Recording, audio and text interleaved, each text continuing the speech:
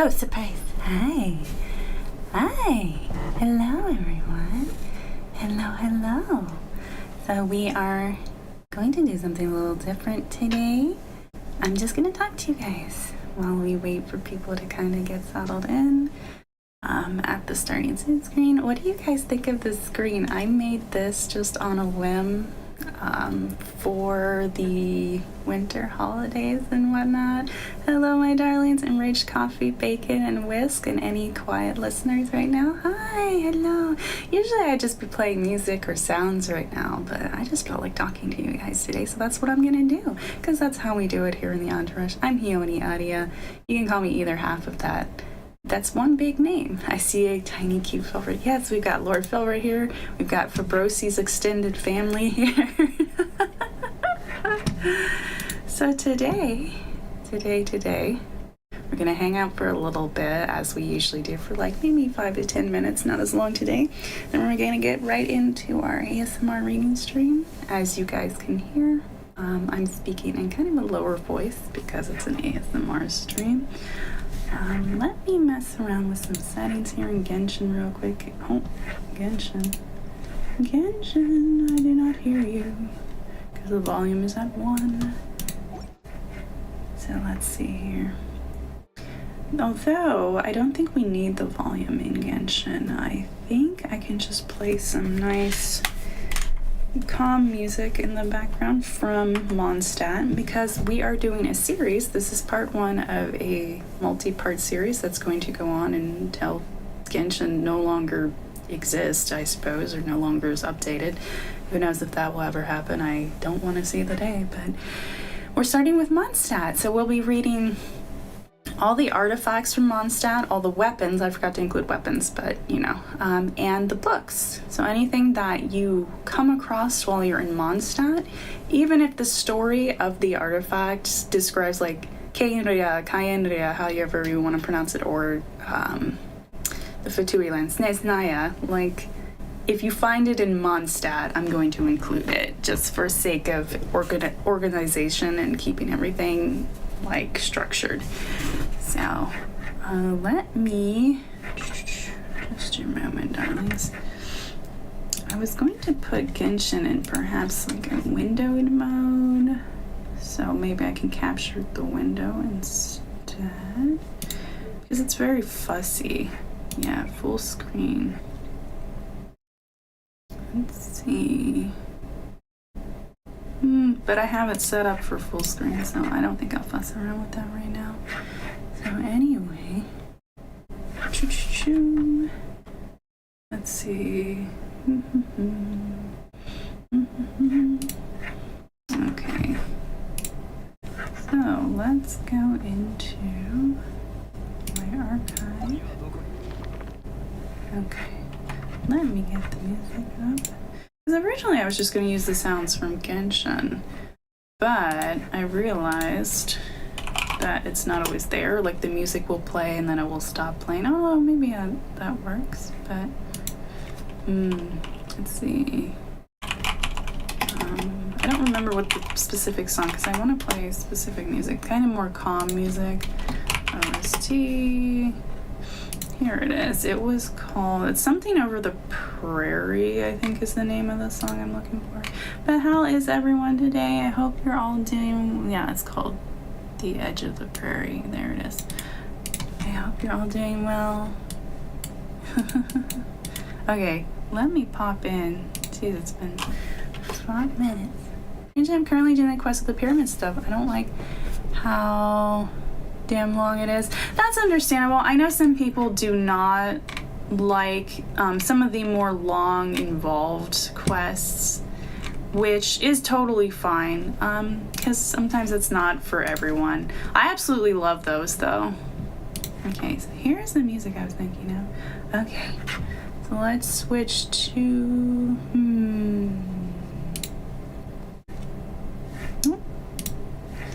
let's see, that's my desktop. That's okay. Kind of a mess right now. But yeah, we're just gonna hang out for like 5 minutes or so while I finish setting up. But we always just hang out, give people a chance to wander in, because we have you here now. Hey, hello. yo, Khione. Some stories I can rest and relax to, I hope. Yes, definitely. There's not going to be anything too, like, graphic or gruesome. It is Genshin. And even though Genshin has its moments that are very disturbing, surprisingly, and some very sad moments, these will be fine. They might be a little dramatic in places, but some of them are just going to be like travel logs, like, hey, I was in Mondstadt, and one of the books is straight up just tells you about like the different places in Mondstadt that you can go to and visit. So let me turn up the music. I don't hear it at all. Oh, because I didn't press play. Ha ha ha ha ha. There we go. Let me know how it is, guys. So this is a music that plays around different places of Mondstadt, called The Edge of the Prairie. So let me just link the name for you guys. This is the 1 hour version. So we'll just be playing some relaxing music from the game, from the region that we're doing. And as I said earlier, we're going to be slowly going through. This is like a series, so this is part 1 of a series. I'm not an ASMR guy, so that's okay, Coffee, no worries. You guys can come and stay for whatever you want, and I will not take it personally. I never take anything personally that you guys do or do not like, but for now, I will keep listening. Yeah, that's fine. It might not be the type of ASMR you think. Let me explain to you guys a little bit about ASMR. So there are different types of ASMR I've learned. How's my voice, by the way, everyone? Does it sound okay? Is it loud? Is it good enough? Is it not too loud? It looks like it's fine. It's peaking just into yellow and not red like it was the other day. Anyway, there are different types of ASMR. So there's the ASMR that like has the sounds and whatnot. The triggers and the sounds, I don't do that type of ASMR. It's just not for me. I know some of you do like the type of ASMR. It has the triggers and everything, but that's really just not for me. But, you know, if anyone likes the type of ASMR, that's totally okay. You sound fine. Thank you, Yu. Thank you. And then there are 2 other types of ASMR. Your voice is fine, make me. Thank you, Lost Victorian. Thank you, baby. Yeah, thank you, Yu, baby. Thank you, Lost Victorian, baby. Okay, so the second type of ASMR is more of like a roleplay ASMR, where someone kind of plays a role. They're either a character from a certain show or game, or just their own characters. And they just are in character and they kind of just do things with their audience. I've done those before. And I've been contemplating doing in like other characters, like in Genshin and whatnot. And you just maybe like Zhongli walks you around. Well, I can't do Zhongli, my voice isn't that deep. And I don't really pull off a very good male voice. Maybe with a voice modifier, but I like Raiden Shogun shows you around Inazuma or something cute like that. I don't know. I've been contemplating it. Then there's the third type of ASMR where you just kind of talk in a quieter voice, maybe play some sound effects or some music in the background, and you just read to people. So some people might say, oh, that's not ASMR. Well, ASMR seems to have a really big, wide definition. So that's the type I'll be doing today. I'll just be reading you guys the different artifacts and books and weapons from Mondstadt that you find when you're in Mondstadt. There's actually quite a few of them, so this might be a little bit of a longer reading stream, but I hope that's okay with you guys. Give it another minute and then I will start the reading. Captain Price, hello baby, welcome in. We're just doing a ASMR reading stream today, so my voice is going to be a bit quieter. So let's see here.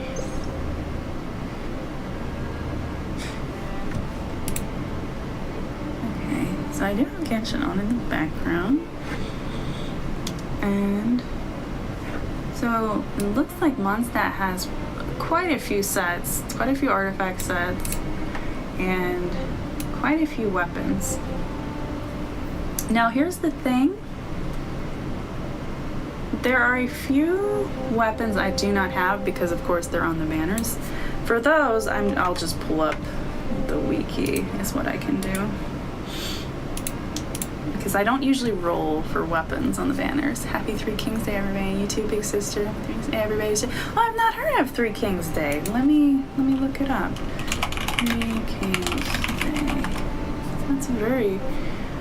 Oh, Okay, it's a religious holiday. Epiphany, also known as Theophany in Eastern Christian tradition, is a Christian feast day commemorating the visit of the Magi, the baptism of Jesus, and the wedding at Cana. Oh, that's lovely. Three Kings Day is celebrated as the day the three wise men first saw baby Jesus and brought him gifts. On this day in Spain. Oh, it's a Spanish holiday. Well, thank you for sharing your culture and your holiday with us, Captain Price. It's lovely. Yeah, thank you, thank you. I just don't like when voices and talking is the main part. Just like I cringe myself out when I see Snap in RP. Even when it's normal, I feel a bit weird when hearing it. That's fine. You know, funny story, Coffee. It's funny you bring that up. Oh, it's also France, a holiday in France. So this is a European holiday. Interesting. I got $100 this year. Oh, congratulations. That's such a nice gift. Because with money, you can just buy whatever you want. Mexico, too? Ooh, cool, cool. You don't have to tell us where you're from, Captain Price. But yeah, welcome. He's been here before a few times.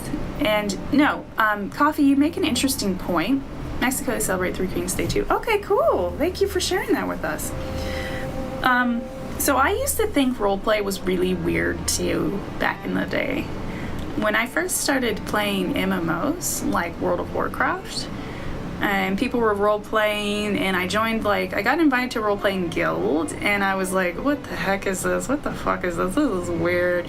But I gave it a chance and slowly got into it, and I think it helped that the one who got me into it, he was really laid back about it.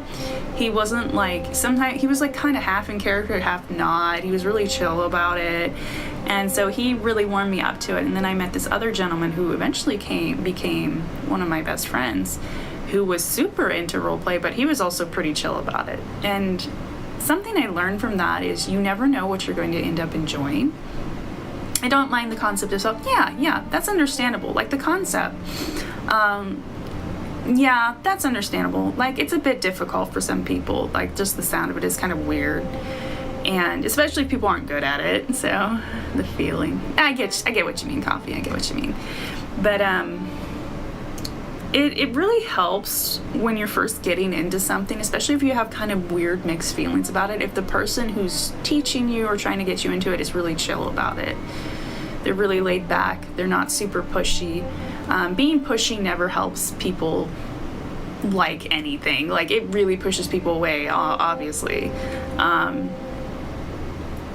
So if you guys have a hobby that you're trying to get your friends into and they're kind of not 100% on board, or they kind of have hang-ups about it, just be really laid back and chill about it.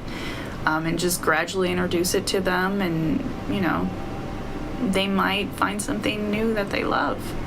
And you never know. So, yeah. But I think I'll just hang out for a few more minutes, give people, because I usually do this for about 10 to 15 minutes, maybe as short as 5 minutes, depending. And my Vest's feeling a lot better. She's not feeling super sick, which is good, because that took a lot out of her. So it made it hard for me to do things as well, because I need to borrow her body to do various things, like stream. So.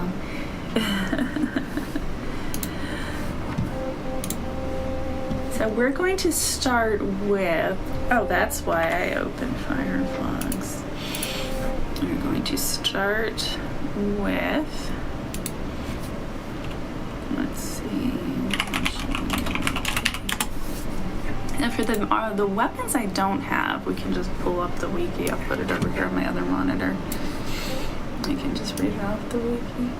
I think it's you could just do that for everything. I like reading it from the game. I'm interested in D&D, and I have a character, but D&D still takes other people because there's sadly no single player D&D. I mean, you could try, but yeah, it's just not going to be as fun because you need the DM, and not everyone's good at storytelling. And that's the awesome thing about D&D is I recently became a Dungeons and Dragons player when I used to not be. It used to be one of those things where I'm like, I can't really get into it, because seeing the characters and role-playing at the same time, and not seeing the characters, but seeing the people playing the characters is kind of awkward. Whereas in an anime or a game, you can't see the voice actor, right?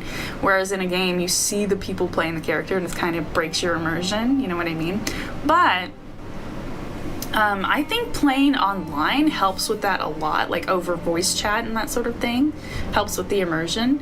And having a really chill, once again, having a really chill DM really helps. Like my DM, he's so chill, but he's also so knowledgeable, and he's he's just so accommodating. I think that's the perfect word. He's so well spoken, and he's such an awesome storyteller. But he's also so like accommodating and understanding and chill and laid back and well spoken. And he's an awesome DM. If you're listening, Mr. DM, you know who you are, but he might pop in later. They're bringing up options, so they have limits. Yeah, I think I know what you mean. And welcome back, G&G. I think this is your second time being in the Entourage. Hello. Online or not, you still need people. Yeah, exactly, Coffee. I hope you find some people that fit what you want to do. Do you want to be a DM, or do you just want to be a player? Because being a DM is a lot of work. Like, some people absolutely love story crafting and building a world and building characters for people to interact with, and some people just want to interact with those characters in the world and have a good time. And the thing about D&D is you don't have to roleplay if you don't want to. It depends on what kind of campaign you're running. Usually people don't. It's just kind of light role play, so I don't have people brain damaged enough to be on the same wavelength. You know, I know where you're coming from, man. Like, you're lucky when you find those people, right? Like, I have a very specific set of tastes and as well, so finding people on the same wavelength as me with certain things is also incredibly difficult. That people can see because they get sure I still can't see. Oh my goodness, G and G are here. Okay, so the first message I saw from you, G, was that you said there are video game options, though they have limits. And that's the first thing I saw from you. I hope you, geez, YouTube's still loading your text. Hi, John Arx. Hi, baby. Welcome back to the Entourage. Hello. Welcome back. Hi. We're just hanging out and letting people get in here a little bit before I start reading. Actually, it's going on 17 minutes, so I think we'll get into our reading portion of the stream. So those of you who would like to stick around for it, I would love to have you. But if that's not really your thing, you were just here to chat with me for a little bit, that's fine too. You guys can stay for as long as little as you like. You can put me on in the background. You can be an active chatter. You can just be a lurker. That's fine. You can be VOD gang if you need to be. And for those of you who don't know what a VOD is, it's just the record of the stream that goes up after I'm finished streaming. So, but I just have some nice music. Can you guys hear the music okay in the background? You can always see them, but can't always say if anyone else can. Hello, Khione, what's cracking? Oh my goodness, so many of you popping in. Hi, I'm so glad I waited. We're just now starting the ASMR reading portion of the stream, and we are starting with The Land of Mondstadt, which is a German-inspired, like, kind of German European inspired city. Mondstadt means city of the moon in German, I believe. We don't have I don't know if we have any of our resident German speakers here. You can hear the music. Okay, it's not too loud, right? It's not louder than my voice, or you guys have trouble hearing me or anything like that. The balance is okay. It looks okay from what I'm seeing on OBS, because the music seems to be hitting into like upper level green, and then my voice is hitting almost red. It's like yellow at the end of yellow. So I'll be trying to keep my voice kind of lower today, since it's an ASMR stream, because this is supposed to be more relaxing for everyone. And I'll just be reading all the artifacts, books, and weapons you find in Mondstadt. Are you one of our German? Yeah, we have 2 German speakers in the Entourage. You're one of them. Yeah, Mondstadt. Let me type it for you guys, so that you know. Translation's right? Yeah, it's like Mondstadt. Yeah, awesome. Thank you for confirming that for us, Coffee. We have another German speaker in Khione Aria, one of my fellow streamers and one of my good friends. So we have 2 German speakers in the Entourage, which is awesome. Okay, let's get on to the reading, shall we?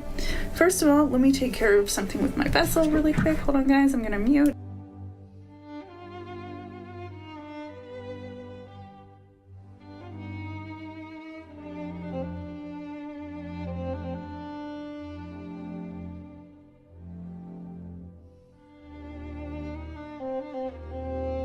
Okay, I just had to blow her nose.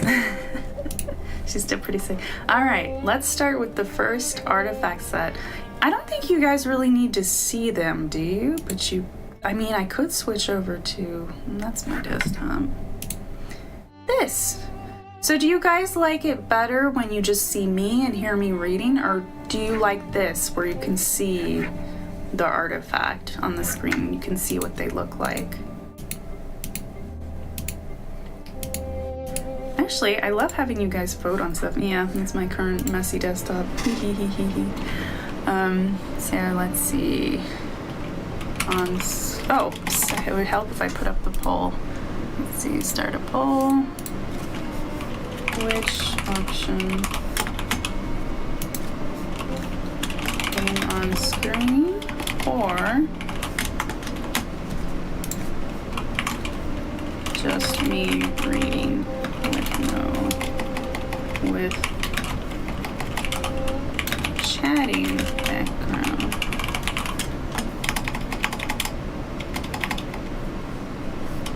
Just me reading with chat. Okay.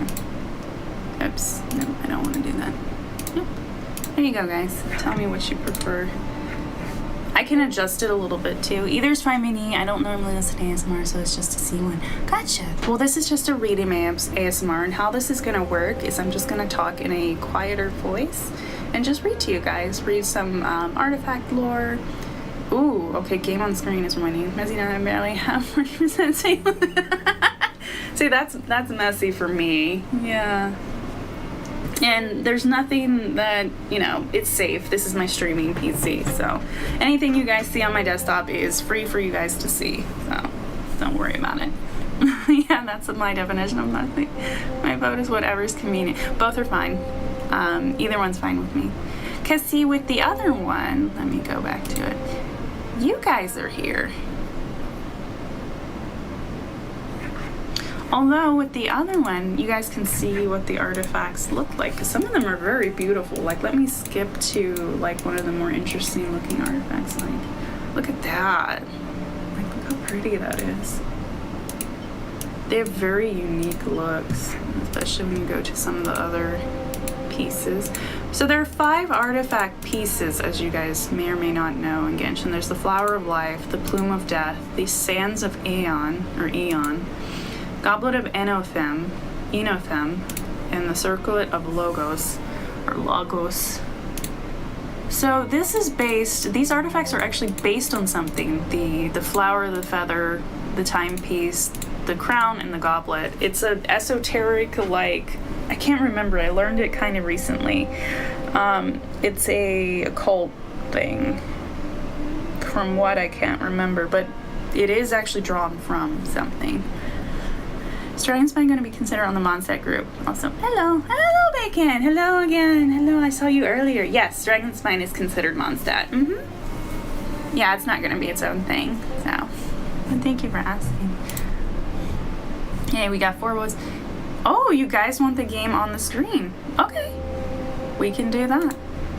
Game on screen, it is. Okay.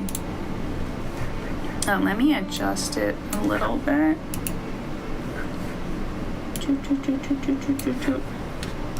Yeah, it clicks back to my desktop because of the way I have the capture set up. Because Genshin is running full screen, I have it adjusted for that. Okay. And let me lock it in place. There we go. Okay, all better. So let's go back up here to Adventurer's Golden Goblet. Let's start with the flower and go through. I remember something from the game. There's part of the map that's a big ass hole, and somebody was talking about that. That was next to a tombstone. I think I know what you're talking about, Coffee. Yeah, that sounds vaguely familiar. Okay, so let me start reading for you guys here. I'm going to start with artifacts, then do weapons, then do books. How's that sound?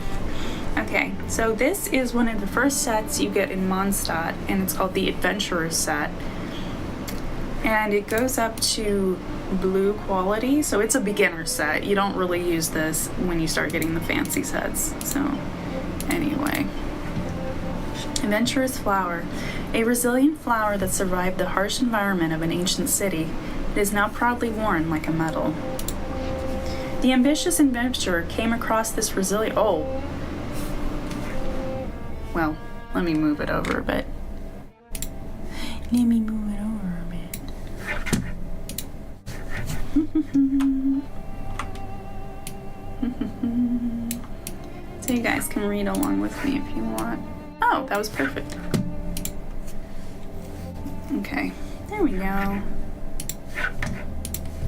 The ambitious adventurer came across this resilient flower in the depths of a gloomy ruin. Moved by the sight of life sprouting in defiance of a lifeless land, he almost forgot about the treasures buried deep in the ruin. After pausing to ponder it for a while, the adventurer plucked the flower, wore it as a brooch, and ventured forth into the darkness. The feather of an exotic bird rarely seen on this continent. Yeah, we haven't seen any birds who look like that. An adventurer once traveled through a forest in search of rare beasts never seen before. As he tore his way recklessly through the foliage, the adventurer tripped on a tree root. When he regained consciousness, he saw a girl so beautiful that he was willing to give up the adventurer's life to be with her. Her appearance was surreal, with a cluster of feathers adorning her hair.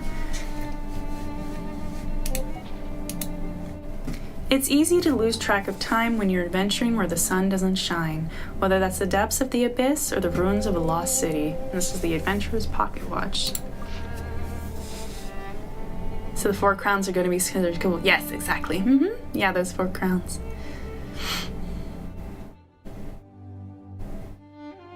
There's an empire that they won't spread it in my room. Adventurer's pocket watch. Pocket watch that once belonged to an adventurer. It was crafted by a master watchmaker with simplicity and practicality in mind, aligning with the philosophy of the Adventurers Guild. The adventurer spent most of his days in darkness. The rhythmic sound of its moving hands was the only proof he had of the passage of time. Long after he had grown accustomed to a normal life, having given up the adventurer lifestyle he once loved so dearly, this forgotten pocket watch still sat quietly in the cabinet, waiting for its next adventure. Adventurer's Golden Goblet. The spoils of one of an adventurer's many expeditions. Though a little damaged, it is still an excellent find. An old golden goblet that the adventurer used to drink water. It is said that he found it in an old ruin. The exterior is engraved with ancient symbols and inlaid with a faded gemstone. Eventually, the adventurer bid farewell to the nomadic lifestyle. This old golden goblet was traded in for new, shiny Mora. And then finally, the adventurer's bandana. A cloth garment worn at the forehead, though soaked in sweat and covered in dust, it still beams with an adventurer's pride. There's nothing special about this green bandana, save that the fabric is rather robust and highly absorbent. Just like the bandana, its wearer was an unexceptional, ordinary person. But countless secrets lie hidden in the stars high up above and the abyss deep down below. All of these things are awaiting discovery by mere mortals. Oh, got spooky at the end. That's the adventurer set. Then we have the lucky dog set. So first, the flowers aren't always flowers. Sometimes there's some other kind of plant. The lucky dog's clover, a 4-leaf clover that grows in the wild. It was picked because it is said to bring good luck. One who is favored by fortune tends to experience at least their fair share of miracles. The legendary 4-leaf clover, for instance, is a precious find that brings luck to its bearer. Once, while playing in the field, the carefree young boy known as Lucky Dog happened across just such a clover. Delighted, he plucked it from the ground and put it in his pocket. No one knows whether it was the clover which brought him his good fortune, or the other way around. Lucky Dog's eagle feather. A monster once cornered an adventurer, but was then picked off by a hunting eagle. That eagle dropped this feather, which now carries some of the adventurer's good luck. When fortune has your back, even the most ferocious monster has to yield. Strolling in the forest, the boy known as Lucky Dog had no idea that a monster was lurking nearby, having singled him out as its prey. The boy became distracted by some colorful mushrooms, and the monster pounced. He leaped out and landed on the poisonous mushrooms, stomping them flat. This was going to be an easy hunt, the monster thought, until a feather from the eagle circling above fell quietly onto its back. Lucky Dog's hourglass. A broken hourglass from which all the sand has escaped, But it's fine, because the passage of time means nothing to someone without a single worry in the whole world. Even time itself could not leave a wrinkle on the face of the happy-go-lucky boy known as Lucky Dog. He had no family, let alone children of his own, but in the course of his life of good fortune, he considered all he met as his friends and family. Oh, that's just like me. As his life was nearing its end, he saw an hourglass with sand flowing down, as if counting down his remaining time. He simply chuckled, took a slingshot, and shattered the hourglass. Lucky Dog's Goblet. An exquisite metallic vessel that was once used to knock out a thief. Oh, it's got the little clovers. Like, the design of the artifacts is so well done. Oh, hold on. Let me do something here.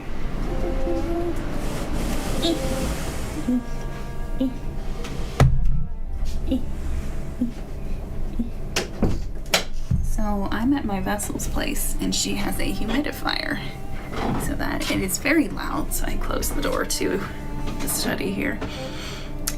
Lucky Dog's Goblet. Once there was a child favored by fortune from the day he was born.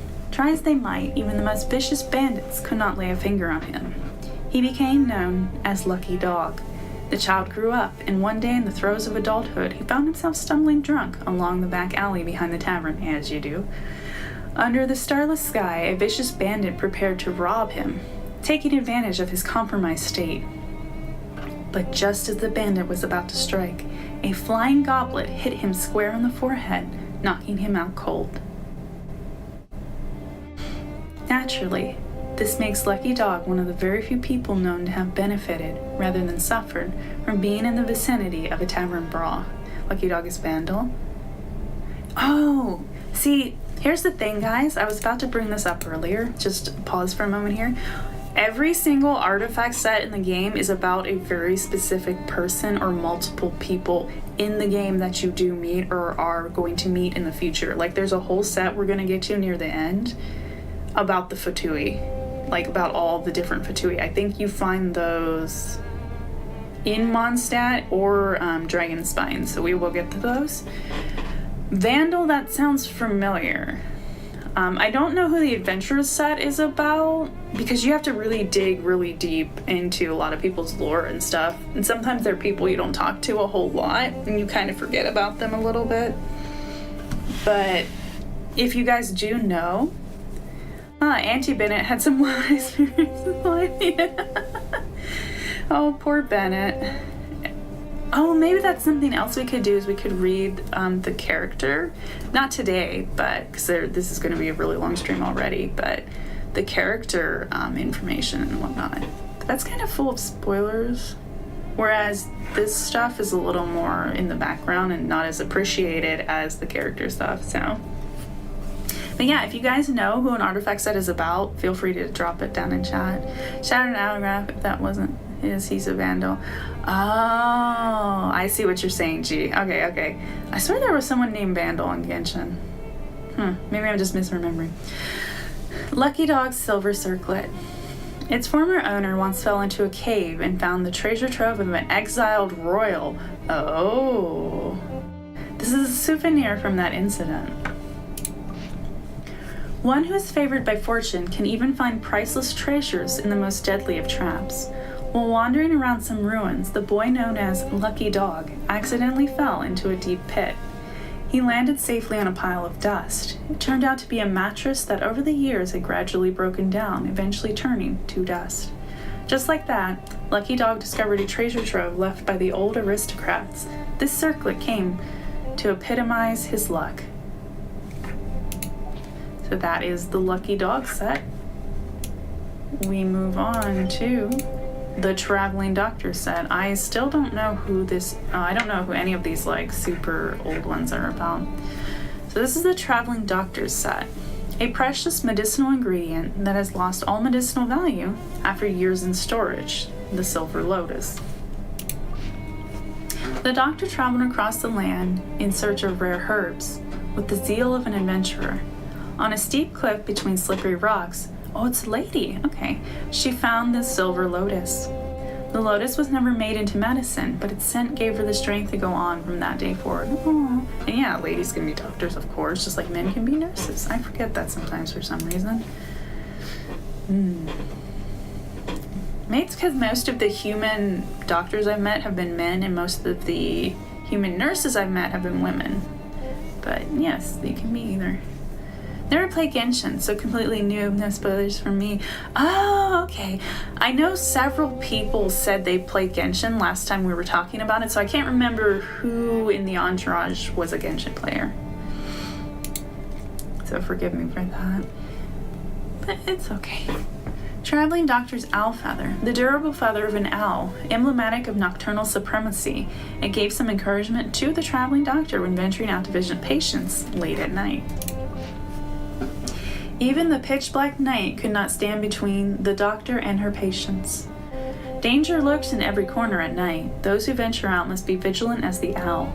But unlike the owl, the endless nights without rest eventually took their toll on the traveling doctor, and she fell ill. Oh, when the doctor can't heal themselves. Oh, no. No. There was something I was going to call. Oh, owls. I know in some cultures, owls are seen as bad omens. But in other cultures, not so much. Like if you see an owl, it means someone's death is imminent. I think it's in some First Nations cultures, some native cultures. Traveling Doctor's pocket watch. A precise instrument used for keeping time. For a doctor, every second counts. It does. As a healer myself, it does. When treating a dying patient, every second counts. The accuracy of this watch had helped the traveling doctor turn the tide numerous times. But as she lay alone on the sick bed in her final days, oh no, all she could do was savor its sound, each tick standing for one of the precious moments of life she had left. What used to be a tool to save lives now sang a final elegy for its owner. Traveling Doctor's medicine pot. This pot used to carry concentrated and extremely potent concoctions. It is now empty, but still gives off a strong smell of medicine. The medicine has long dried up, but its bitter smell still lingers in this pot. With that bitter medicine, the traveling doctor saved countless lives, and when she fell seriously ill, no one was there for her except for the medicine pot on the furnace. Traveling Doctor's handkerchief. Used to tie back the doctor's hair when treating patients. Can also be used as a sling for sprains and broken arms in emergencies. Back when the traveling doctor roamed from place to place, her days were busy and she hurried between appointments. Come sun or rain, nothing could keep her from her work. This handkerchief not only protected her messy hair, it also served as a bandage. It saw her through all her hardships and became her most loyal partner on her journey. That was the traveling doctor set. And then there's one called Resolution of Sojourner. That goes up to purple. Pretty nice too. Attack plus 18%, increases charge attack crit rate by 30%. Goodness. Small cerulean flower with somebody's ribbon pinned to the stem. Oh, the ribbon right there. Heart of Comradeship. So the names are, well, the artifact names come from their buff. So these are pretty straightforward. It's like Adventurer set, the Lucky Dog set, the Traveling Doctor set, right? And it matches. But then you start getting into the fancier artifacts where the name does not match the name that people call the set. Oh, in the Spanish translation, the Wandering Doctor is a female. Yeah, so they kept it. That's good. Good. Because, yeah, doctors can be female. Thank you for sharing that little tidbit there, Bacon. At least on the artifacts' names. That's very nice. Spanish requires gender and names. Not exactly, but nouns and adjectives do have gender. Yeah, Spanish is one of those languages that has gender. Yeah, exactly. That's awesome. Thank you for sharing that, Bacon. Okay, so the first of the resolution of this word gets me, sojourner, is Heart of Comradeship. And it's this little cerulean flower. They are going to get longer now, as you guys could see. The traveler from a distant land penned this flower close to his chest. He left a life of great privilege to pursue a wandering, unburdened life. In a foreign land, by a clear lake of sweet waters, he met a frowning maiden.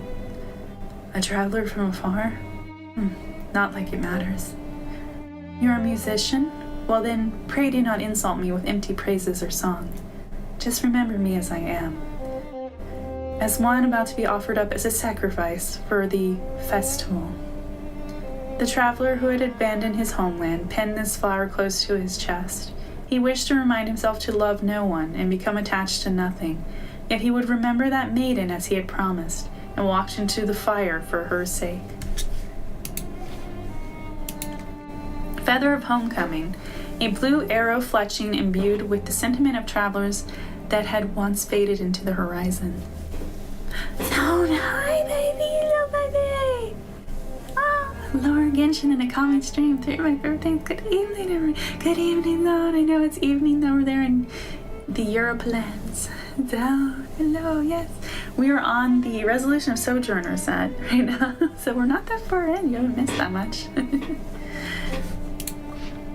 Hope was ripped to shreds by ruthless might, and promises of reunion disappeared like fleeting shadows.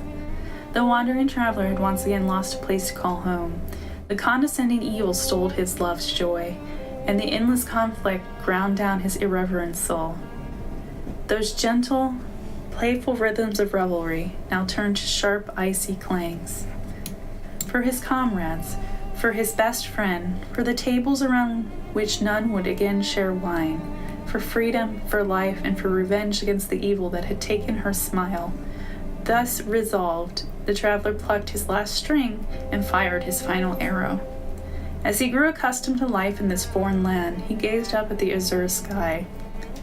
So the sky here was the same as the one back in his homeland. I'm starting to wonder if this is about Boy Traveler. But maybe, probably not, but it could be. Because each of these sets, like I said, is about a very specific person that you can probably meet in game, or we will eventually meet. Imagine we get to like the finale of the first chapter of the game, and like one of these like old-timey sets like the Adventurer, the Lucky Dog, the Traveling Doctor are like final boss people or something. That would be funny. The trifecta of the generic adventurers. Sundial of the Sojourner. If I'm mispronouncing that word, let me know.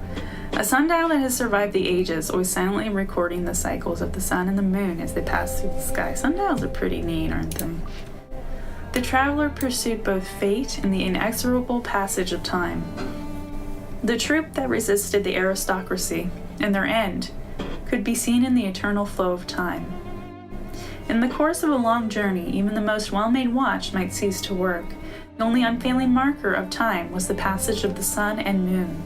So to chase formless time, the traveler could only pursue light itself.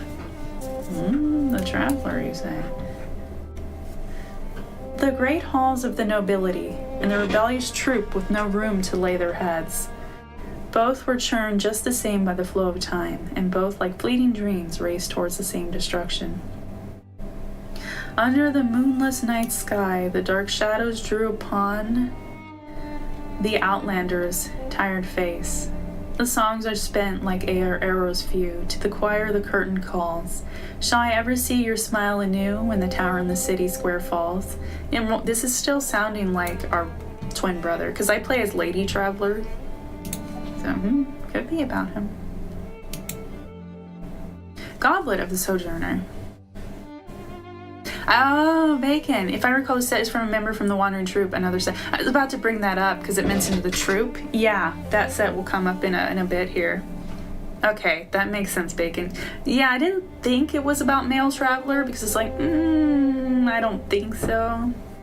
Because it would be capitalized if it was the traveler. A plain porcelain goblet that was once brimming with joyous brews. A lyre has 4 strings. The days he spent with his comrades in the troop were probably the happiest in his life of wandering. At first, it was just a chance meeting with the conductor, but for the invisible strings of fate. First came the girl who used a flute as a sword. Oh, you guys will... I do have that sword, so you guys will get to listen to that. And then that fellow If I butcher this, anyone who speaks German, please let me know. Kresled. One by one, the traveler met them all. In the joyous tavern, the lyricist? I thought this was the lyrist? Oh, the lyrist! Oh! I was thinking like someone who writes lyrics. No, it's someone who plays a lyre. The lyrist introduced a maiden he had met by chance to his comrades amidst the singing and dancing. The drunken traveler strummed the strings and sang in a loud voice. With them by his side, he would never have to travel alone again. Perhaps it'd be alright to walk with them till journey's end. Aww. It's always really nice when you find a group of people that get you and that you can be with, right? That's what I found in my circle of friends here in streaming. Crown of Parting. A reed coronet, or is it coronet? Coronet?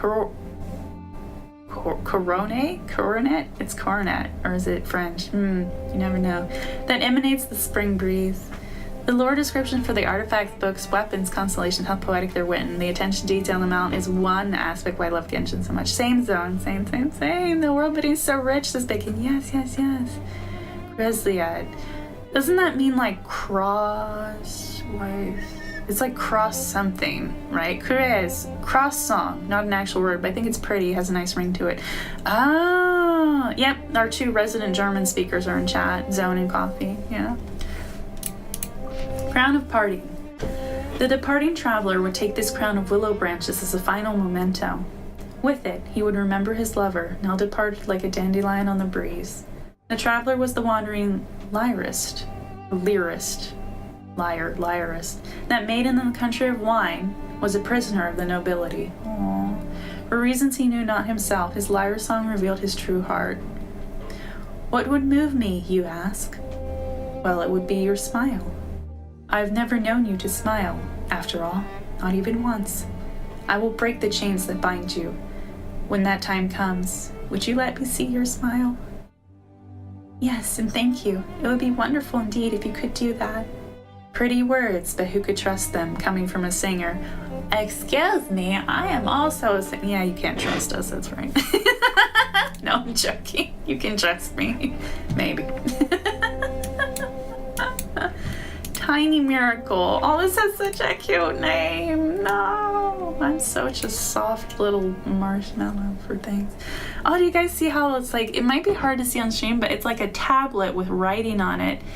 And the flowers like bursting out of it. Oh, this set is the last member of the Wandering Troupe on the flute. There's more context of what they did. Yeah, we'll get to that once we get to the weapons. Because we're going to do weapons next. And then like the actual books, depending how long this goes for. Tiny Miracle's flower. Flower that grew from a rock, breaking through the stone as it strove to reach the light. Okay, this is a shorter one. A little blue flower, it looks more purple to me, that sprouted between the cracks of an old tombstone. The carvings on the tombstone are a legacy of death, yet what sprouted from its cracks was the miracle of life.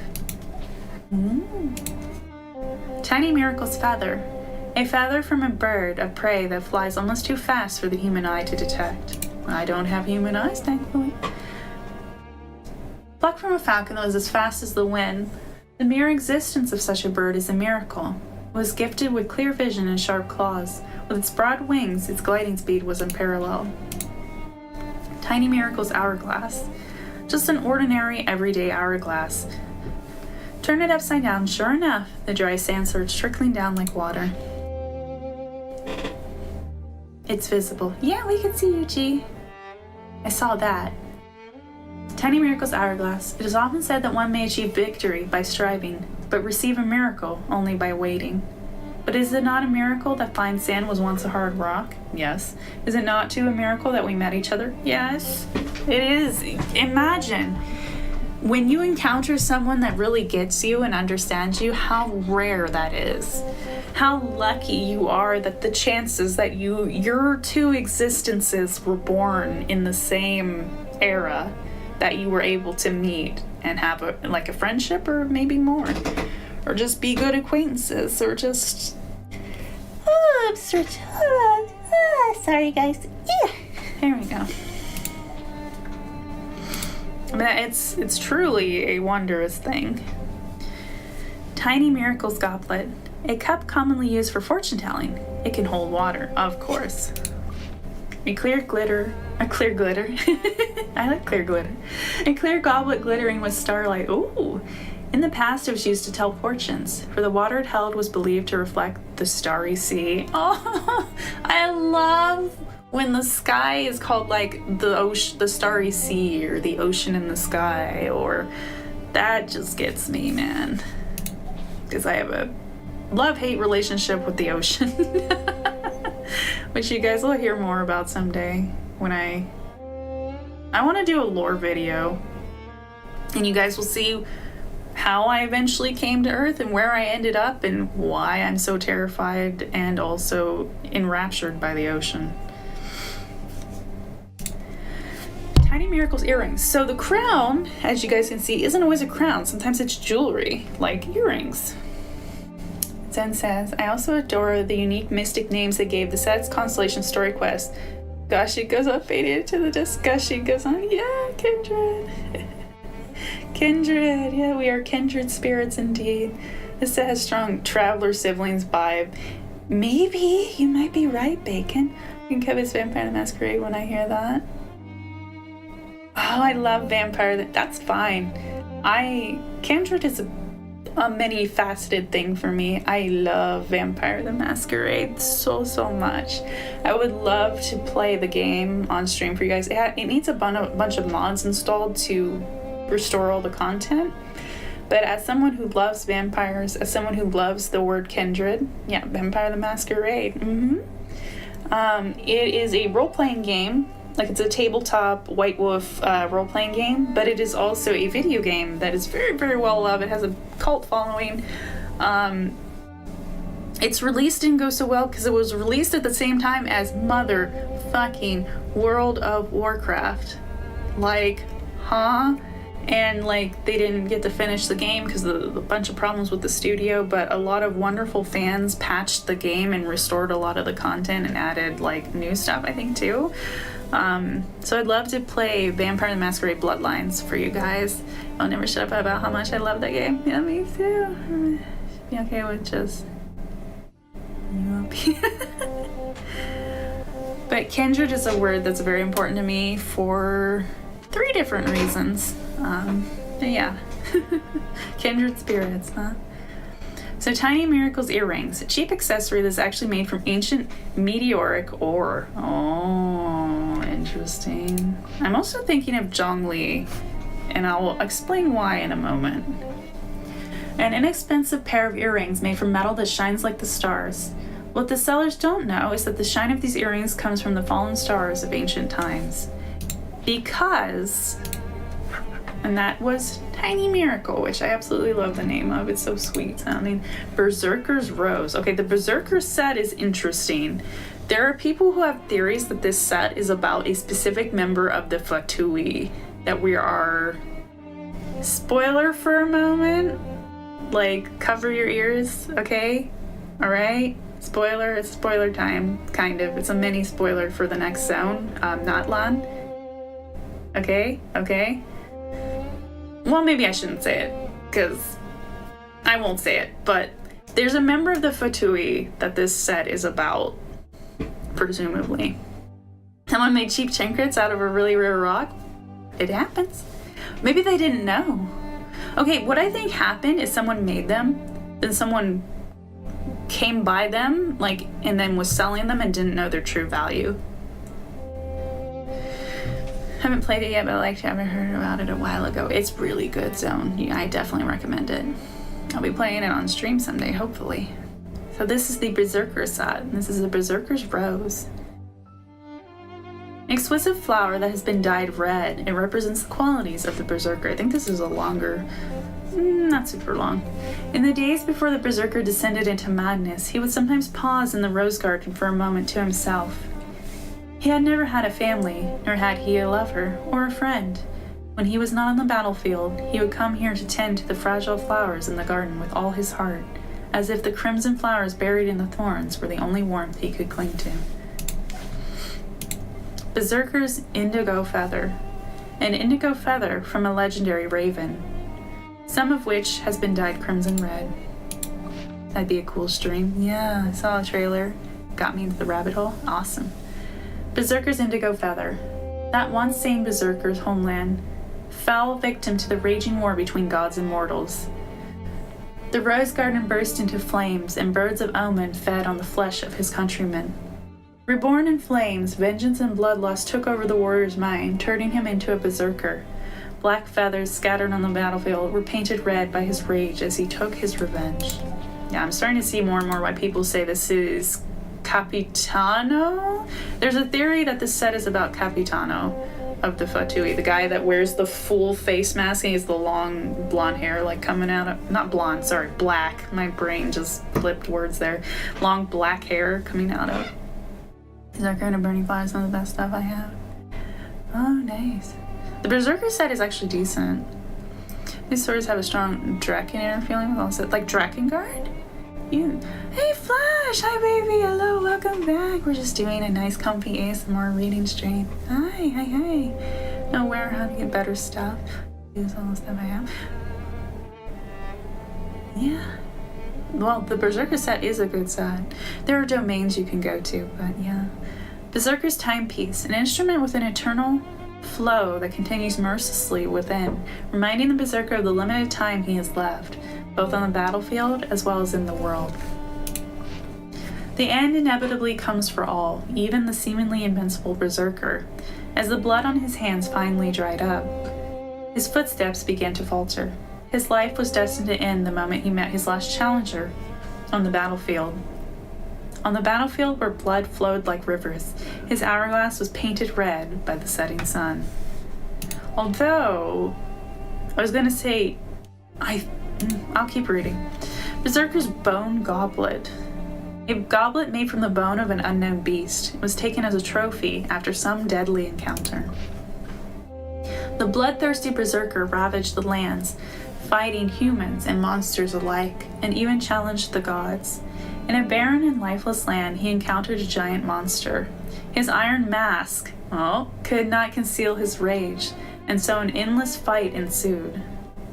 Hours, days, and years passed. The monster was finally defeated. The Berserker sucked out the marrow of the monster's broken horn. This was how the victor drank to his success. This guy is fucking hardcore. Holy shit. Oh, there's a different set that looks more like Capitano's mask. It's not this one, but this set still sounds like it could be about him. A hideous iron mask that has been left half shattered from vicious battles. Bathed in the flames that devoured his homeland, the Berserker's face was no longer recognizable. The iron mask became joined with his flesh permanently, branding his face with a heartless countenance. Then, in a fierce battle, his horrifying mask was split in two by his opponent. The cracks of the mask tore apart the flesh that had long stuck to it, but neither pain nor blood could stop the Berserker's unfaltering steps. He kept roaring until the fresh blood covered the black clots hardened on his face. This guy is hard fucking core, man. I think the set I'm thinking of is a way later set. Is it Gladiators? No. I'm just gonna quickly... It's Bloodstained. Yeah. This reminds me of Capitano a lot. It's the Bloodstained set. But this also kind of reminds me of him as well. So anyway, let me show you guys who I'm talking about real quick. Yes, that's my desktop. It's okay. Copy. I'm talking about... Oops. There he is. He's... Okay, I'm an angel, so I have weird taste, right? This is Capitano. I think he's very handsome. But he has no face, Mama Khione. Yes. I think that's really attractive. I do like faces too, but this is Capitano. See this big old mask he's wearing? This big old helmet. There's his hair. There are people who also have theories that he's Menogius, which is this fellow.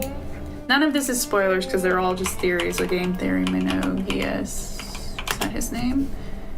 He was one of Rex Lapis's generals.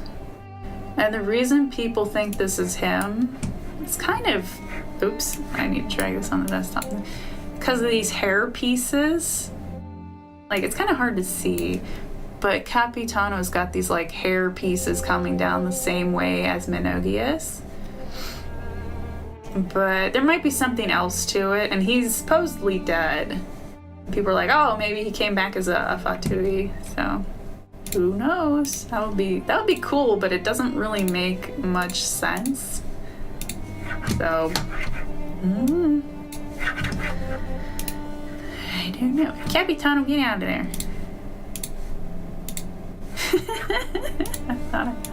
Okay, the next set is the instructor's set. Drakengardnier. Yeah, I figured that's what you were talking about.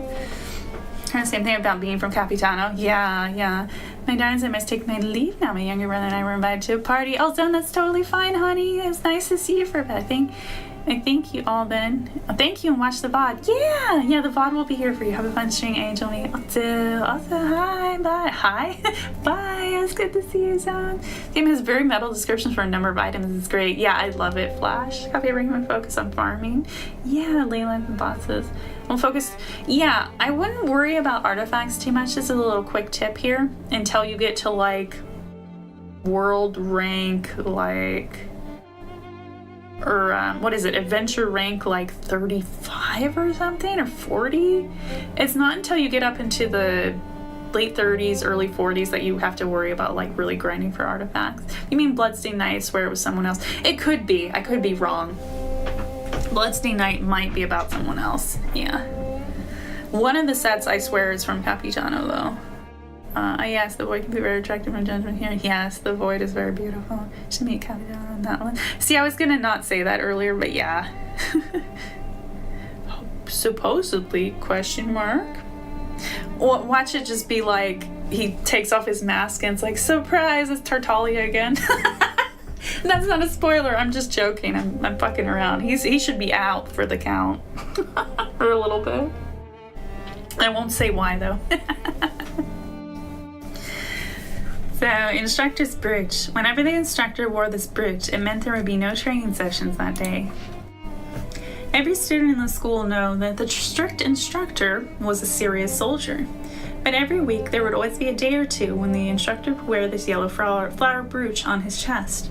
The smile on his face would always bring the students a sense of relief.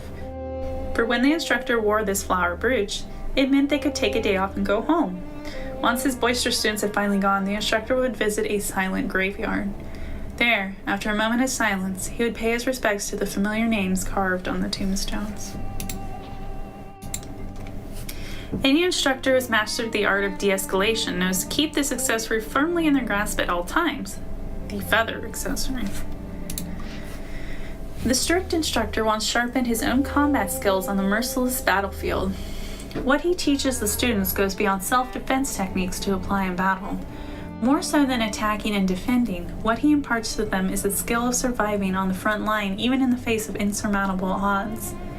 Every move and technique he demonstrates pays homage to the veterans of wars gone by, for it was their sacrifices that helped him become who he is today. Child again. It's just child again. Can't have my dip. It's okay, Coffee. See you on Monday next time. See you then, Coffee. Bye. Thank you for joining us for a bit. Instructor's Pocket Watch. A stopwatch used not for general timekeeping, but to measure the duration of a training session. Pocket watch treasured by the instructor. It is not, however, military issue gear from the instructor's school. Back when he was still a soldier, this pocket watch was used to coordinate charges against the enemy. It marked victories and defeats and counted the final hours of the soldiers. For the students, it represented the hardships they endured on the long path towards becoming a real soldier.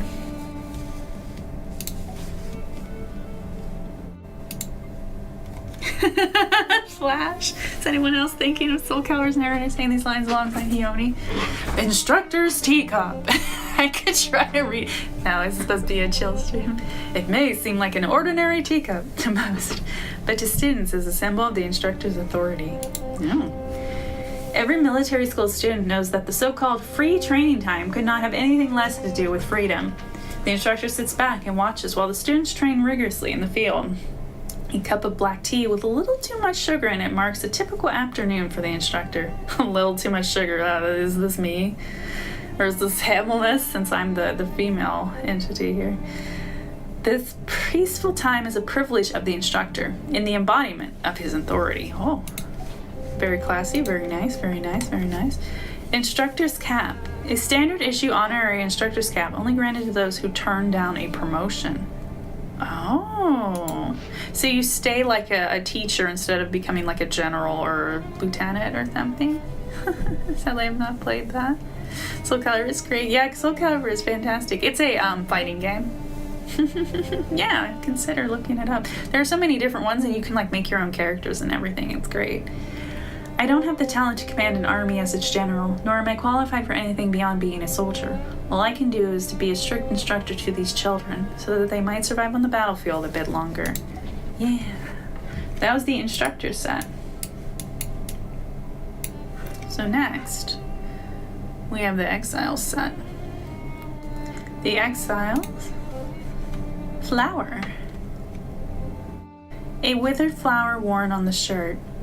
Its former owner insisted on wearing it, even in exile, so it must mean something.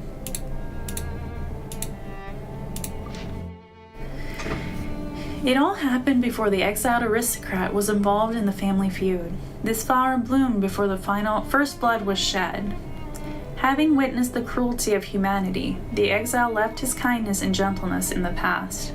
But this faded flower and the innocent smile he once had, will always be his treasure. I figured out, I keep hearing this other set of sounds, and I thought I was going crazy. I know what it is now. Hold on, guys. I have the Genshin music on in the background with the other music. There we go. All better. And yes, I have it like clipped a very specific way on purpose. I'll leave these sounds on. Okay, back to the Exile set. This is another set that is purple. So these are getting into actual sets that are good for use and whatnot. In actual serious gameplay. So now we're on the Exile's feather. Not an actual accessory per se, just a random bird feather that was found somewhere in the wilderness by the exile. That's a fancy looking bird. Through plains and forests, the exile traveled alone in the wild, through thick layers of dark clouds, and azure feather fell on his shoulder. The feather came from a panicked bird escaping from the falcon, just like the exile. The feather represents... Oh, sorry guys. The feather represents the spirit of a nestless free bird, just like the exile. The exiled pocket watch. Even after the crystal watch face was shattered and the hands lost, its former owner kept it until the end. The aristocrat acquired this pocket watch back in his youth. This delicate timepiece recorded every moment of his childhood, but tragedy brought his carefree days to an abrupt end. The aristocrat was forced into a long and lonesome exile. Oh, this is one of the Mondstadt aristocrats that got exiled. I see.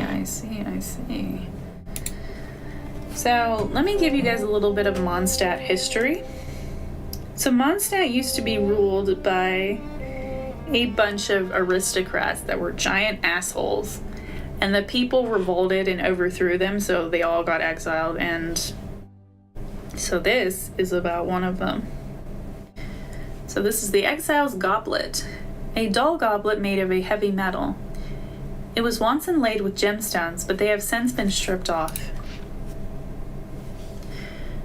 This silver goblet is a family heirloom of an exiled aristocrat. The exterior was once inlaid with a gem engraved with his family crest. But after the exile had brought shame to his family, he carved out the symbol of which he was once proud. As a result, this cup is broken and can no longer hold liquid. But the exile still carries it with him until the end of his journey. Sleepy today. Exile Circlet. A prestigious circlet. However, the royal insignia has been scratched out, and it is no longer the symbol of distinguished status that it once was.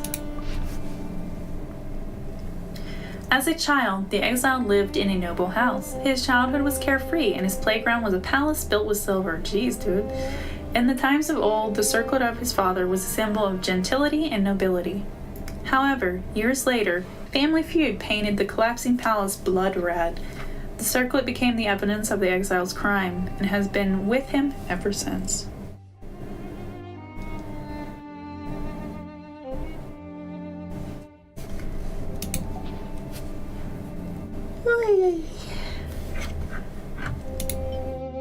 Next, we have...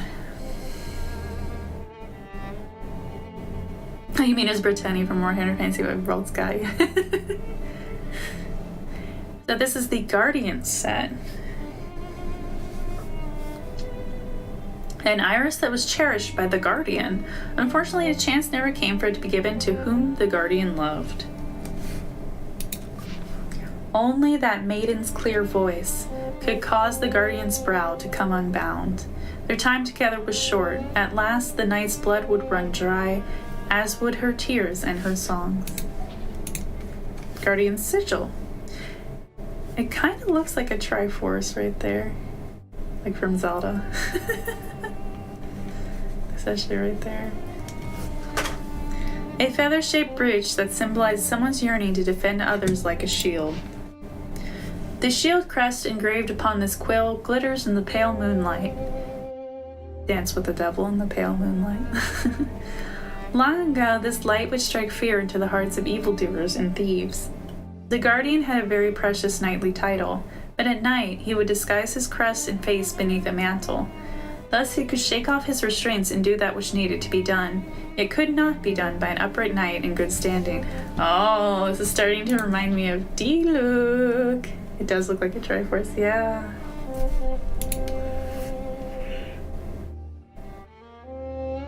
Maybe D-Luke's father, Crepus. Guardian's clock. A small timekeeping gadget. On moonless nights, it was the only way its former owner could know the time. The ticking of the clock's hands, and the reams of case notes, the shadows by moonlight, the blade and black mantle. These were the constant companions of the lonesome Guardian. But no matter how far he went, there was never enough time. His superior, carefree and proud, often laughed at his curtness, his unsmiling face, his aversion to fun. Oh, no fun. But the Guardian was not one to look back on the past, only the present and the future. Only by reaving every last trace of evil, no matter the means, could he ensure that this land was his friend and his superior loved could have a future without fear. Oh, I read that kind of strangely. Only could he ensure that this land that his friend and superior love could have a future without fear. Only when he gazed on that maiden in the square could he think upon things he had no time for. Only then could he think about his own future. Yeah, when you're like a protector or a guardian, you can't really think about yourself a whole lot. Guardian's Vessel. A metal vessel that can be filled with a drink to dispel the loneliness of the long watch. An exceedingly ordinary old wine canteen. If one had to point out something special about it, it would be that it never once contained a drop of alcohol. Come on, you have to try a little wine sometime, the Guardian's longtime friend and superior joked. Quit knitting those eyebrows together. Have a little wine and song. I mean, that's how we have the courage to face tomorrow. I don't know, man. If you're drunk half out of your skull, you might fuck up and you might hurt somebody. You don't want to get drunk, man. I have heard horror stories of like from soldiers that have been like, yeah, my buddies got drunk and almost fucking shot me in the woods in the middle of the night. Like, man.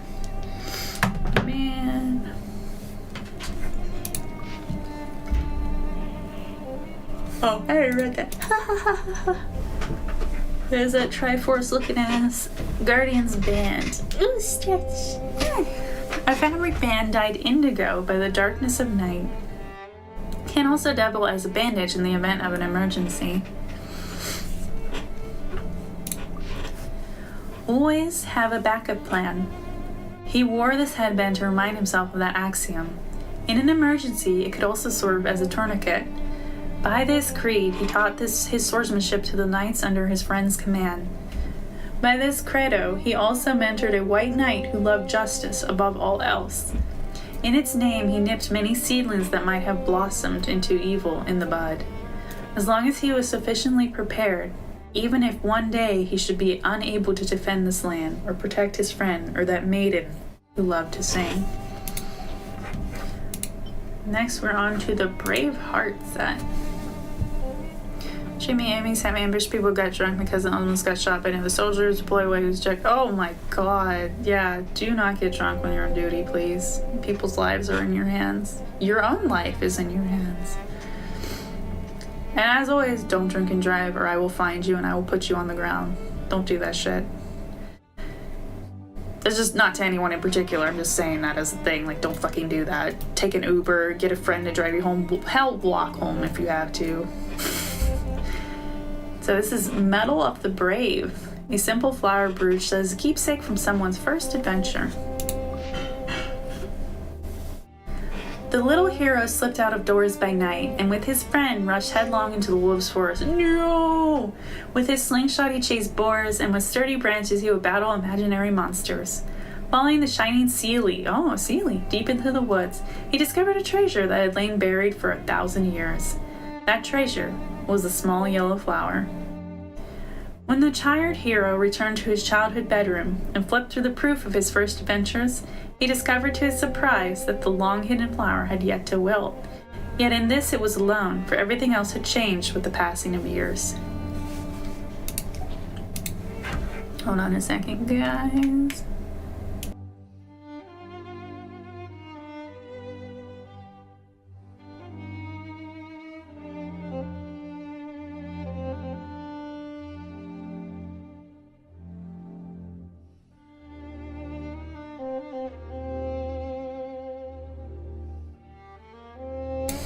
I had to blow my vessel's nose again.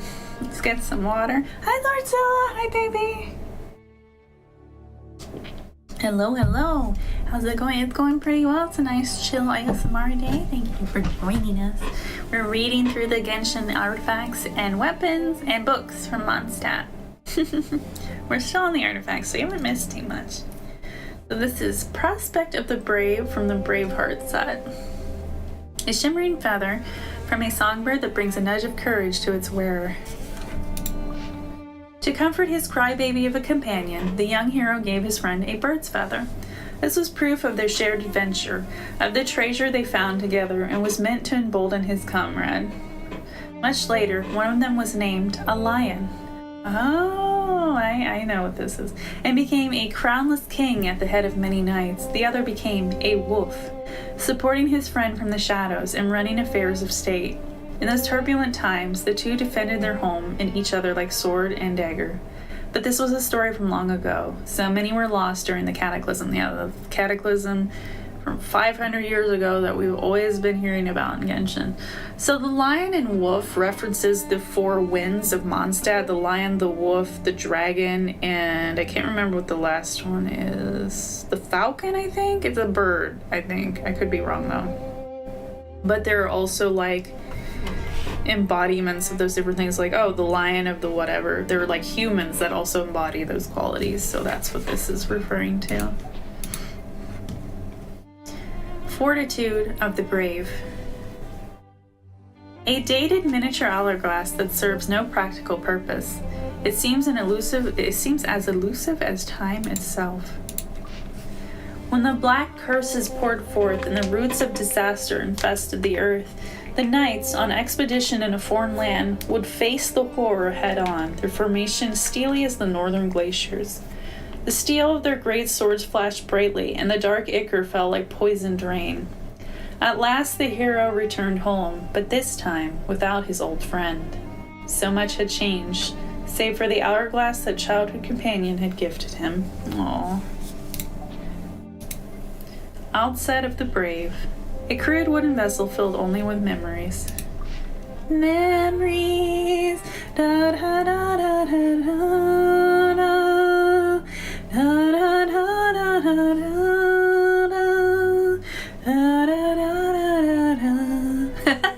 love that song. I was typing for a bit, but my laptop hates me for some reason. It didn't sing it so much. No! So, from what I've heard from... He's been through a lot. Yeah. Also, yeah, like, some people in the Entourage, like G, for example, G and G, he's been... Or they, I don't know if they're he, but they've been telling us how... And I've had this from other Entourage members, how their messages aren't going through. Like, YouTube is glitching really fucking poorly. Like, really badly. Like, ever since they kicked ad blockers to the curb, like, it has ruined so many things. Although that was a problem before they got rid of ad blockers. Like, YouTube is just such a buggy, glitchy site. I wonder if Twitch has these same problems. I bet not, because their chat is much more well formatted and coded, I think, question mark. So yeah, guys, if I don't read one of your messages, it's probably because I can't see it. I would not just ignore someone. The only time I ignore people is if they're causing trouble. Or if a message is kind of meant for someone else and I'm doing something else, I might just kind of skim over it. And no, it's happened multiple times with my laptop. So it could be your laptop as well? Maybe.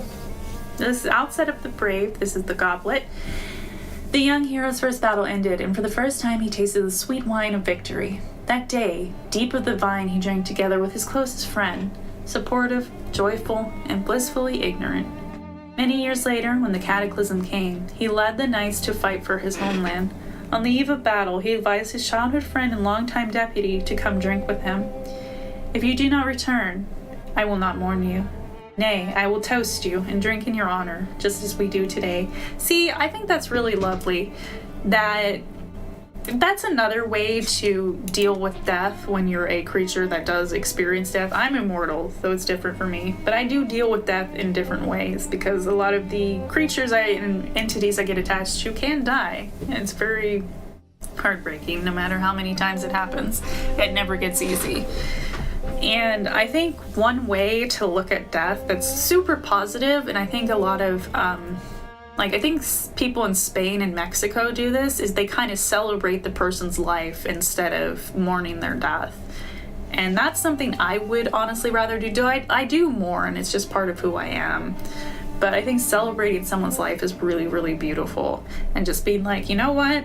I'm not going to be sad at the fact that you died. I'm gonna be happy that you lived and that I knew you. I think that's really beautiful. Gonna be a little late today. It's okay, Timothy. It's okay. Hi, baby. Hello, welcome back. We're just doing it's just some chill ASMR today, so it's totally fine. It's just some chill ASMR, so don't you worry none. We're gonna be going through all the artifacts, all the weapons, and all the books, but we'll see how long it goes for, because I don't want to go too long today, because my vessel is sleepy once again, and she is still a little sick, so I have to be gentle with her. I pushed her a little bit on the, I almost called it Amnesia, jeez. They made the game Amnesia. Soma. The Soma stream, I pushed her a little bit, because I knew she could go. But she's fine in the end. She has her medicine and whatnot. She's recovering really well. That is very beautiful. It is, isn't it, Flash? I think that's a really beautiful to look at someone's death. And it's what I try to do when I lose people who are dear to me. I've lost family members. Like, I technically don't have any biological family members because of the way my species is born. We're just born out of our elements. Like, I was born from sunlight hitting the snow, and then I appeared, and I was like, hey, it's me, I'm here. I was really tiny. I was like a little tiny, I was like, like Tinkerbell? I was that size when I was first born, but now I'm 7 feet tall. And I can be even bigger. Like, my true form is fucking huge. Like, bigger than the earth. Angels are huge. We're really big and we're really old usually. I'm only 1,001 years old though. I got to celebrate my first 1th birthday after 1,000 with you guys. Isn't that great? But so every year going forward, I'll be able to calculate how long I've spent with you guys. But it's like, oh, my 1,000th and 2th birthday. But yeah, anyway,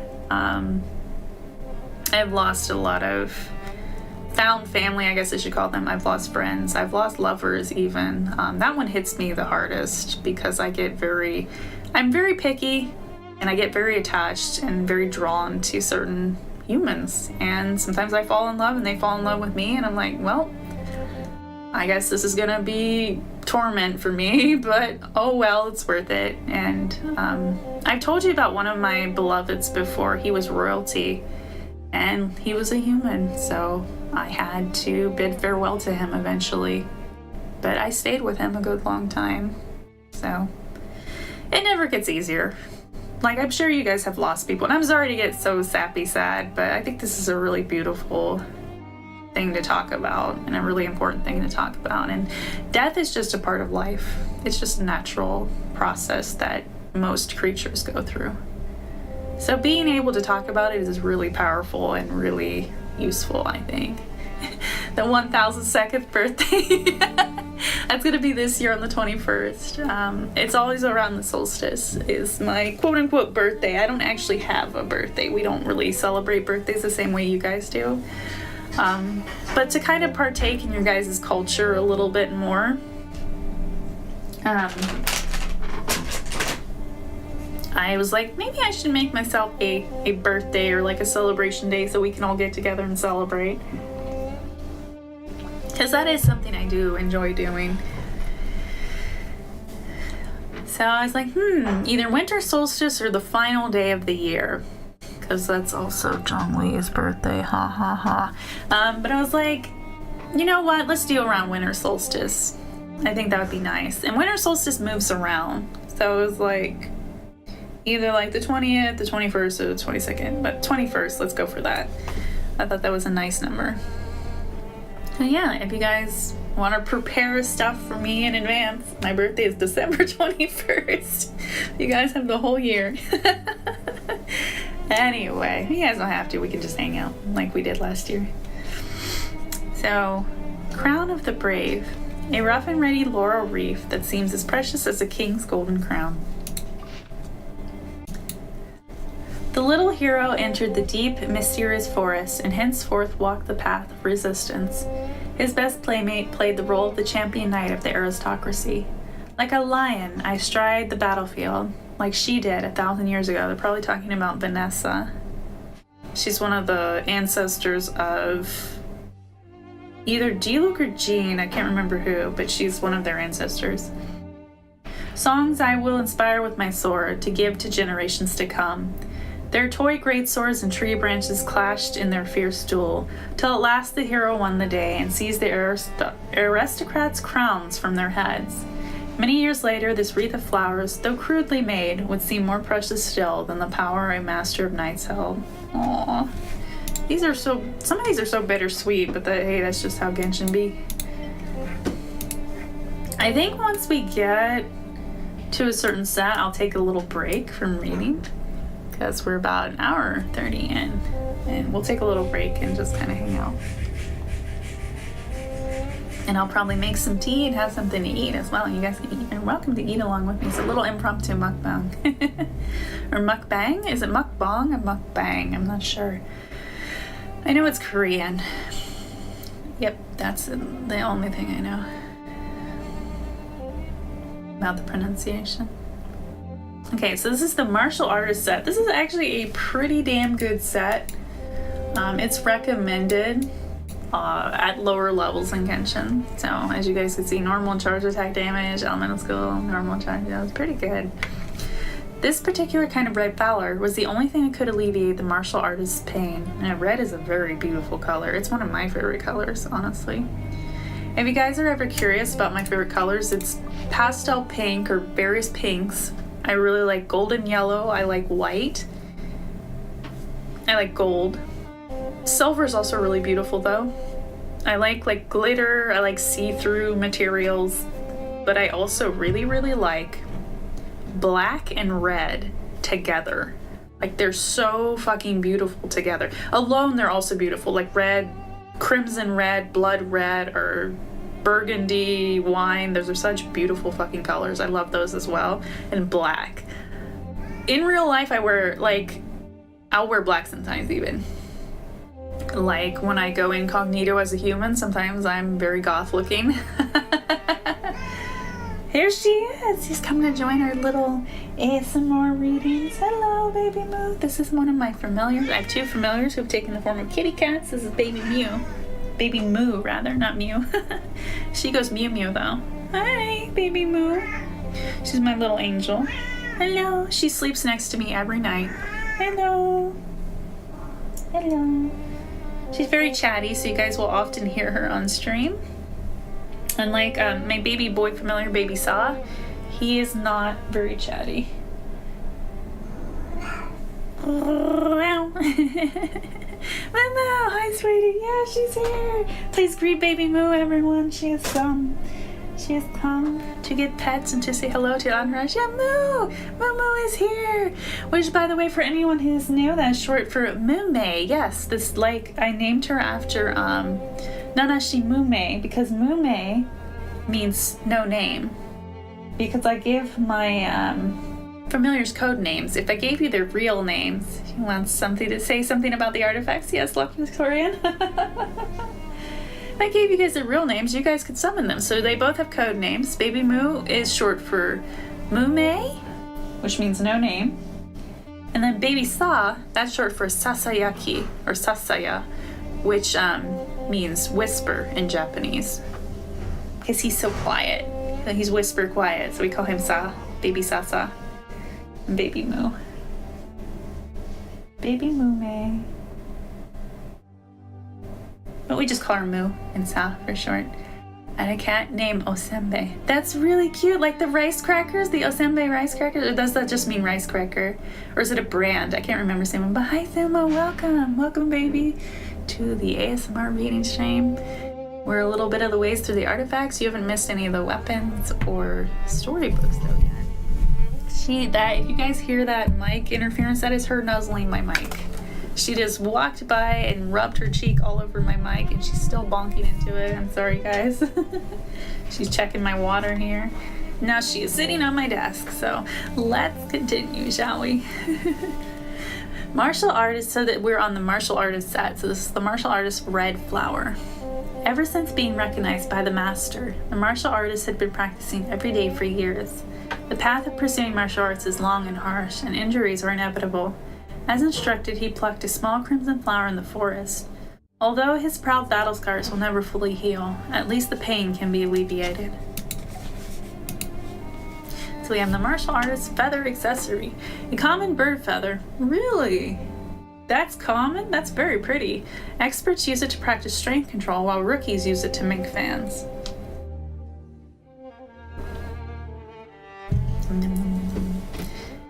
Baby Moo ASMR? Maybe. She's giving you guys a little bit of ASMR. A feather plucked from a bird soaring in the sky by a skillful martial artist. The essence of martial arts is not necessarily about the power of attacks. Exactly.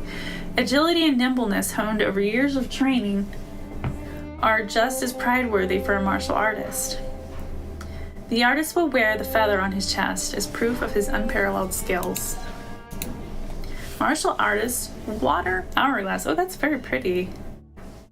I like water in place of sand. I really like that. I'm a very liquid-oriented being, though. A tool to keep track of time in endurance training. It is more accurate and reliable than a regular hourglass. Although if it had snow and... Ooh, imagine if I had an artifact set that was about me. Oh, that's something we could do someday. I could make an artifact set, or maybe you guys could do it. Either one of us could do it. I could make an artifact set themed after me. And it would just have snow. Like, my hourglass would be snow. It would have snow in it, and you would flip it. And it's, like, magically chilled so it doesn't melt. That'd be interesting. Or would I have like a pocket watch or a dial? I think an hourglass suits me. Something to think about, though. A tool to keep track of time in endurance training. It is more accurate and reliable than a regular hourglass. Martial artist's wine cup. Oh wait, did I not read the hourglass? What I'm saying. An hourglass that uses the flow of water to measure the passage of time. The martial artist would have it with him at all times, when he was training under the waterfall or practicing a single length stance on the stake. He endured all the pain and suffering alone. This timepiece recorded every second of it in silence. There we go. Martial artist wine cup. A rather exquisite wine cup used in pre-combat rituals. Before proudly stepping into the arena, a parting ritual with a glass of fine wine is essential for martial artists. Oh. Each of them faced with a worthy opponent. Is this about Osmanthus line? Two martial artists raise their glasses to one another. They then step into the arena with a calm and collected composure to face their opponent with the utmost respect. Yes, it's all about respect. This is the true meaning of the toast, which comes before the fight takes place. It does not serve to glorify victory or cast shame on defeat. Exactly. So respectful, which I love. Your artifact set would be super pretty, I'm sure. I wonder what stats it has this last Victorian. It'd probably be a healing set, for sure. It'd probably be something like the set for Baiju or the set for... There are a few healing sets in the game, but I'd probably be a main healer like Baiju, for sure. I'd probably be a catalyst user. And I would, so this is if I was a Genshin character, right? I'd be a catalyst user. It would probably be like a floaty orb thing instead of a book. Maybe it could be a book too, but I really like the idea of like a floaty, unique orb looking thing. So I'd be catalyst. I'd be a healer. I'd be like a main healer, like Baiju. Baiju or, I'm trying to think of the other healers. Is Kokomi a healer? I think she's a healer as well. As for my element, I'm not really sure, because usually the element I associate with myself is light. So, and that's not a thing in the game, not yet at least. So of the main elements, probably Dendro or like Cryo? Cryo, probably, because I'm the Winter Angel, right? So Cryo or Dendro, because also I have a lot of flower themes going on. It'd probably be Cryo and then have like ice flowers similar to things like Ganyu has. Like she puts the flowers on the ground and whatnot, and then they like explode. Maybe mine would float in the air, and if they explode they heal you. Maybe something like that. It's something to think about though. It's a really cool thing to think about. Martial artist bandana. The first lesson as an apprentice: vigor, strength, will. These words are written on the bandana, so you'll never forget them. A bright red bandana that belonged to a martial artist. The color has now faded. It serves as proof that the bearer practiced martial arts at a young age. It also represents the high ambition the young martial artist once had. Before the first crack of dawn, the young martial artist was already training in the forest. Many years later, that artist is now an instructor. Though youth may be a thing of the past, he remains just as alert and diligent as when he was young. So yeah, the artifact sets start out very, like, easygoing, and some of them were a little emotional, but they start to get really lore heavy and deep. So this is the Gambler set, which is, it's a pretty set. Like, look at this. It's all very themed after, like, card suits. Like, the heart, the clover, or the club. This one I'm not sure, but there's a diamond. It's missing one. Diamond, clover, heart. Which one's missing? I forget it right now. That one also has diamond though. It has both. So this set's pretty. And it's earrings. It's another set that for the circlet or the crown. It's a set of jewelry that isn't on your head.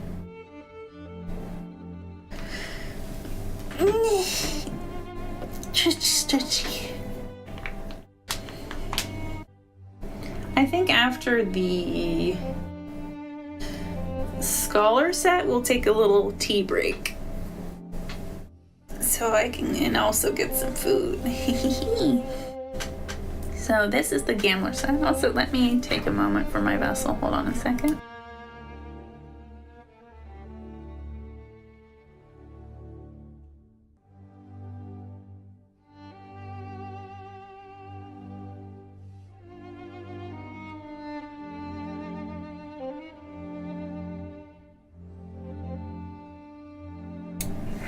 Okay, there we go. I had to blow her nose again because she's getting sniffly.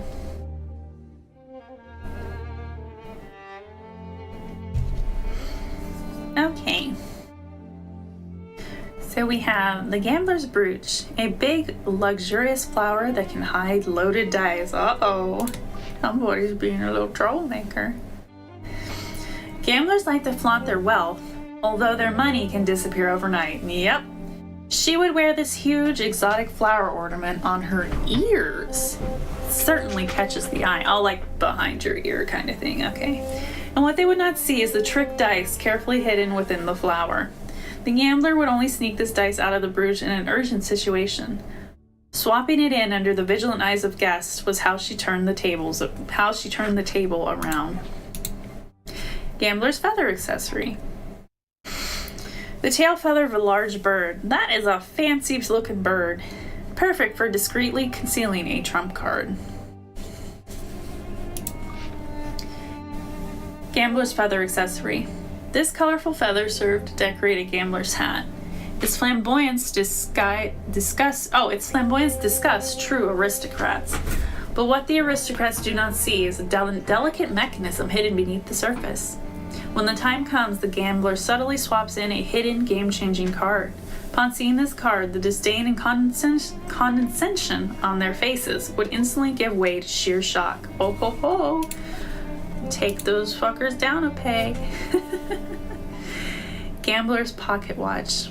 A shattered pocket watch that once took a lethal hit for its owner. Oh, yep. Perfect timing is necessary for the gambler's trick to work. That's why she always had this golden pocket watch in her breast pocket.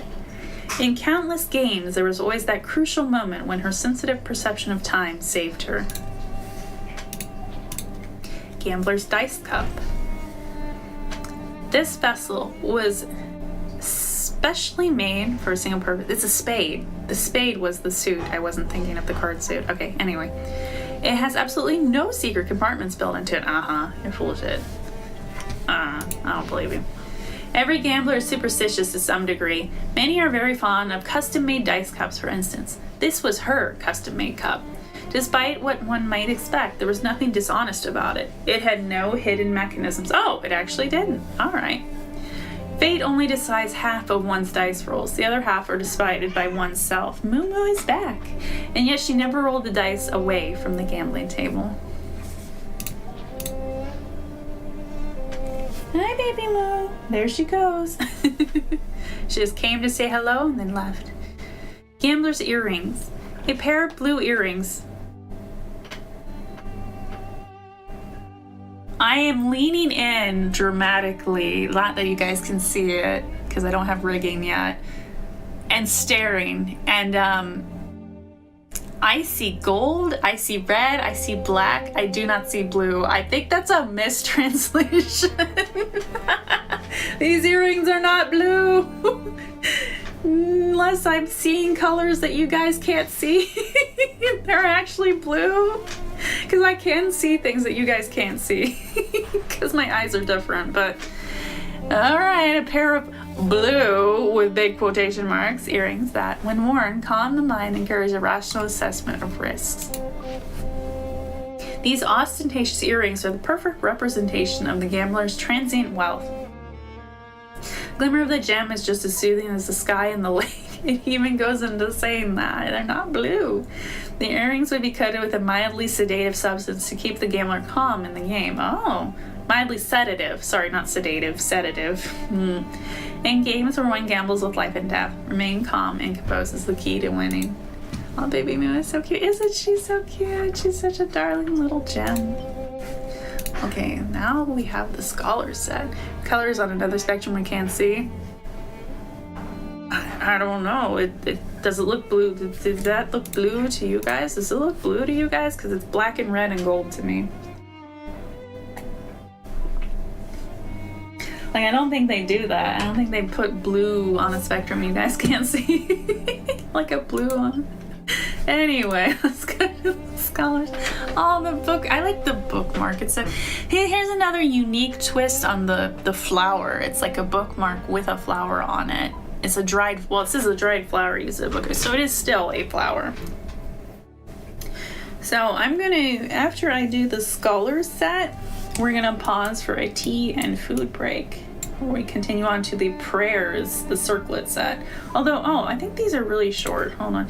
Oh, there's only one piece of each of these. So we'll do this, and before we go on to Blizzard Strayer, which is the first epic set, 5-star set, we will pause for tea and food. Okay, because these are all one piece each. Okay, so let's go back to the scholar set. In Spanish, they also say blue. Bacon, that's so weird. I wonder why, because they're clearly not blue. Yeah, it looks black and red to me, suspicious. Okay, thank you for letting me know that. Yeah, they're black and red to me as well. I don't get it. Huh. Very strange. Anyway, this is the scholar set. A dried flower used as a bookmark. It has absorbed the scent from the pages. So these are still very short. Flowers were a rare sight for the scholar who lived in her ivory tower, buried under piles of books. Oh, is this about me? Am I being called out here? A young man who admired the scholar once gave her this exotic flower in the hope of bringing some life to the dull and lonely days she spent in her study. The scholar accepted the gift gratefully and made a flower bookmark with it. Ever since then, there's always been a splash of vivid color hidden somewhere in the pages of the dull pile of books. Dull piles of books. Ooh, that's very pretty. Scholar's quill pen. A bird's feather that serves as a quill pen. The tip has long been stained black. Scholar's quill pen is made from the feather of an exotic bird. After an enormous amount of writing, the feather has been stained black. In all her years, the scholar never thought of changing her stained quill pen for a new one. Just as an old soldier feels most at ease with his own weapon, the scholar needed her familiar quill pen. Yeah, it's quill pen. It's our weapon for us that are writers. Scholar's clock. A small desktop clock whose former owner was a scholar sat in a windowless room buried in books. This was probably the only reference they had to the time of day. Can you read the whole thing on the Artefact page? Yeah. Let us know what it says, Bacon. Does the reference the sky and the lake or a body of water as well? Scholar's clock. A delicate clock placed carefully on the scholar's desk. Many days and nights in her study, the scholar lost all sense of time. This exquisite clock served as a beacon guiding the scholar in her relentless pursuit of knowledge. The time she spent would prove to be fruitful. Knowledge would find its way to her. Yep, time spent, you gain whatever you're seeking. Scholar's ink cup. Originally designed to hold drinking water, this cup was stained black after a scholar used it to wash their paintbrushes. Paintbrushes? A delicate teacup that belonged to a scholar. This treasured cup is made of light porcelain and gilded with golden stripes. This dainty cup was in stark contrast with the messy room in which it was found, but seemed to suggest that the scholar was from a well-to-do family. Not caring about the beauty and purpose of the teacup, the scholar in her ivory tower dipped her quill pen in it. She only saw it as a convenient wear to wash the tip. Now covered in ink stains, the cup has long since lost its former elegance. See, this isn't me now. I would never do that. I'd be like, ooh, I would treasure this and keep it safe and not get it messy. I like little treasures and I don't like getting them dirty or scratching them or anything. Flash says, I had a quill pen once the old librarian gave me, but it got destroyed during a storm. No! And my book got splashed by a car near a puddle when someone shoved me. No, that's awful, Flash. Damn, people suck. I hope you're able to get a new one. Quill pens are so beautiful. Man, people suck. So this is the scholar's lens. This corrective lens helped restore the vision of one whose eyes were damaged from intensive studying. Oh, yeah, The pursuit of knowledge is a risky gamble. Even after devoting one's entire life to it, it may prove to have been futile. The scholar spent half of her lifetime in endless research, taking notes and making calculations. Having failed to find the answers she was looking for, she once hesitated and questioned her career choice, thus wasting further time. Her once sharp eyesight had also been damaged by intensive reading. All this, and the answer she sought or still beyond her reach. Was she researching the divine or another plane of existence, perhaps? I don't know. Wait a minute. Is this about Lisa? Because it's all purple. It's about a scholar in her ivory tower. I wonder if this is about the time Lisa spent in Sumeru in the academy, or the academia.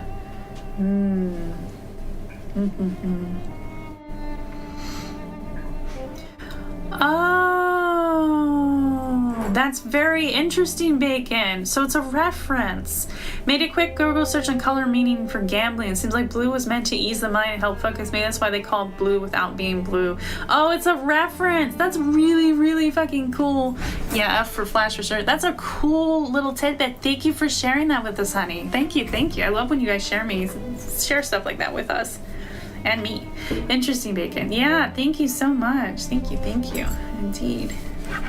Okay, so this is the prayer set. So these are only circlets. I'm not sure why these, I don't think, does anyone use these? Like, it's like resistance to like pyro, hydro, electro, and cryo. Like, I don't think anyone uses these. I mean, I certainly don't. So prayers from illumination, destiny, wisdom, and springtime. So prayers for illumination. A tiara worn by those tasked with offering sacrifices in ancient times. What a barbaric tradition, jeez. After being subjected to the dancing sacrificial flames year in and year out, it possesses remarkable resistance. Okay, this is a little bit of a longer one. They say that, once upon a time, the people of the land could hear revelations from the heavens directly. The envoys of the gods walked among benighted humanity then. The eternal ice had just begun to thaw, and the first fires were still new. It was a time of great prosperity, when all was left in the hands of such heavenly revelations. The envoys of heaven said that the world would soon enter a new and brighter age. This was predestined, that future immutable. But would a day come when such wonderful times might come to an end? To this question the envoys gave no answer, so the people chose from among them a chief priest, and adorning his head was a crown of white branches. They sent him out into the deep places of the world, to antediluvian ruins and long-buried altars of sacrifice, to seek answers and enlightenment. This was the tiara of flame. This is the tiara of torrents. Tiara worn by those tasked with offering sacrifices in ancient times. Let's hope it means, like, Baby Moo has come to bless us with her presence again. She meowed right into the mic. She knows. It's like she knows what it is. So if you heard any interference after that meow, that was her.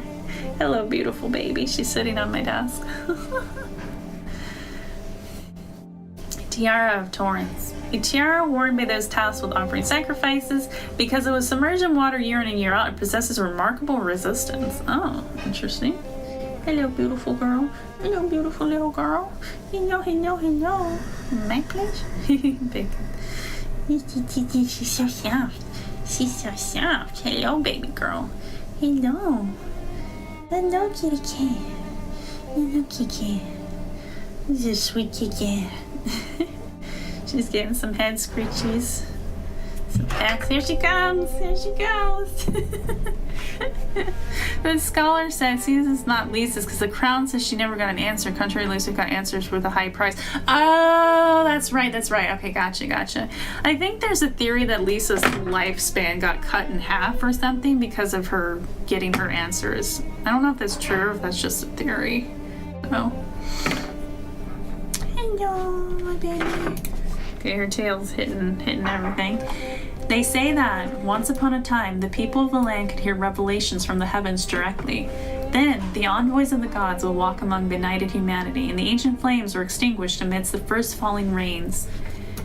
It was a prosperous time, a period of bountiful harvest. Then the earth was blessed and ruled by heaven, and the eternal flows were smooth and well-ordered. 100 years of bounty was written in the stars, and none could change this divine law. But what of the time after? 100, 1,000 years from now? What? Would they have famine, where they had plenty? Poverty, where once were riches? Would their altars and palaces become one with the soil, with only that silver white tree for company? The heavenly envoys, whoever spoke what they knew, were silent. So, to understand this doom, the chief priest, head crowned with white branches, would delve into the deep places of the world. Prayers for wisdom. Tiara of thunder. A tiara worn by those tasked with offering sacrifices in ancient times. Because it hearkened to the call of thunder year in and year out, it possesses remarkable resistance. They say that, once upon a time, the people of the land could hear revelations from the heavens directly. Then, the envoys of the gods will walk among benighted humanity, and the waters ran dry as thunder first pierced the skies. People enjoyed untold wisdom, and that wisdom was their boon. Their prosperity brought pride and ambition, and the mind to question. So they questioned the heaven's authority, and schemed to enter the garden of the gods. And though they had promised to the people divine love, prosperity, and wisdom, the envoys of heaven were angry. For to question eternity was forbidden, for earth to challenge sky, inexpiable. Inexpiable. Wow, that's a new word. I love Genshin so much. So the chief priest who wore the right branch crown, went forth to appease the divine envoys, and into the deep places he went, seeking the hidden wisdom of the silver tree in the ancient capital. See, here's the thing. If I was a goddess, well, I am a divine being, but if I had an entire place and you guys just popped up and said, hey, what's up, girl? I would be very proud of you for somehow reaching me. I'd be like, oh shit, hi. I didn't expect you here. Hello. I wouldn't get mad at you. I wouldn't, punish you. I always, don't like that when the gods are, very, meh, you're not worthy. It's like, yeah, they're, maybe they aren't, but be nice. You're a god. They're a mere mortal. Just be nice. They're like little kids, man. Would you hurt a little kid or an animal or something? I think that's how divine beings should see mortals, is they should see you guys as precious. As just precious little babies. Just precious little things. Not hurt you. I don't know. We should be able to question whatever we want to question, right? Whether you're a divine being or not. This sounds oddly familiar. Yes, it does, Flush, doesn't it? From a certain religion. Okay, this is the last one until we take our break. Or before we take our break, rather. Tiara of Frost, prayers to springtime. A tiara worn by those tasked with offering sacrifices in ancient times. Because it once weathered years of the icy cold, it possesses remarkable resistance. They say that the line of chief priests has always seen this same sight as their days draw to an end. A mountain of crowns in a secret place, beneath a withered tree, each one hiding a lifetime of secrets kept. Each retiring chief priest offers up their crowns to flawless white branches. Each retiring chief priest offers up their crown of flawless white branches to this world. Every mighty and ancient city and every austere place of sacrifice must one day return to profundity in the earth. All prosperity must someday end, but this does not mean that nothing is eternal. At the end of the cycle, the earth shall be renewed. Thus, eternity is cyclical. This search for truth is a product of prosperity and not the seed that plants it. They say that, once upon a time, the people of the land could hear revelations from Celestia directly. The envoys of the gods walked among benighted humanity then, and in those days life was weak and the earth was blanketed in unending ice. Sounds like a time for me. So, we're going to take a little baby break, and then we'll continue on.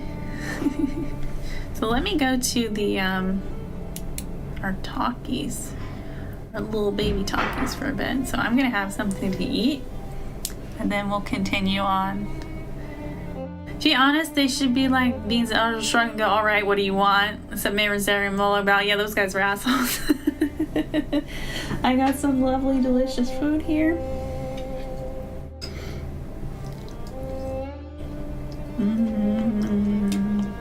I have some fruit with cookie crumbles. Actually, I'm gonna go make some tea. Baby break, yay! I just finished my workout. So, I'll be right back, guys. I'm gonna go make some tea. Do I have my... Does my BRB screen work? Okay. I'll be right back, guys. Okay? Okay. I'm gonna make some tea.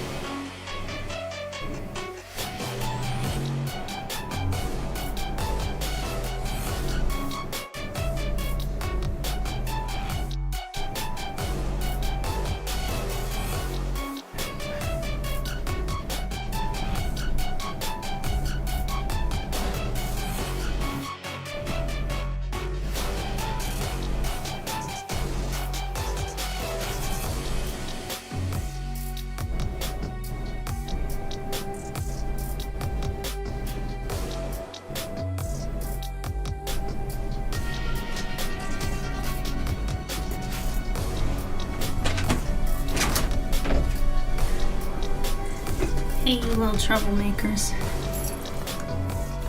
I'm back for a little bit.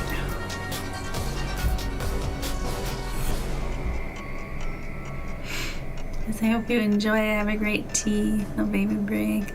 Skooma allowed, little baby. Of course Skooma's allowed. I don't know if this one. No, it's allowed, of course. Of course, it is allowed. Definitely, definitely. Lisa Story 5 says, what's the cost to obtain the biggest of knowledge? She got the answer. She stopped caring about anything and left Sumer. Okay, so that wasn't about Lisa. Maybe it was about one of her classmates. Alright, guys, my tea water's ready. I'll be right back.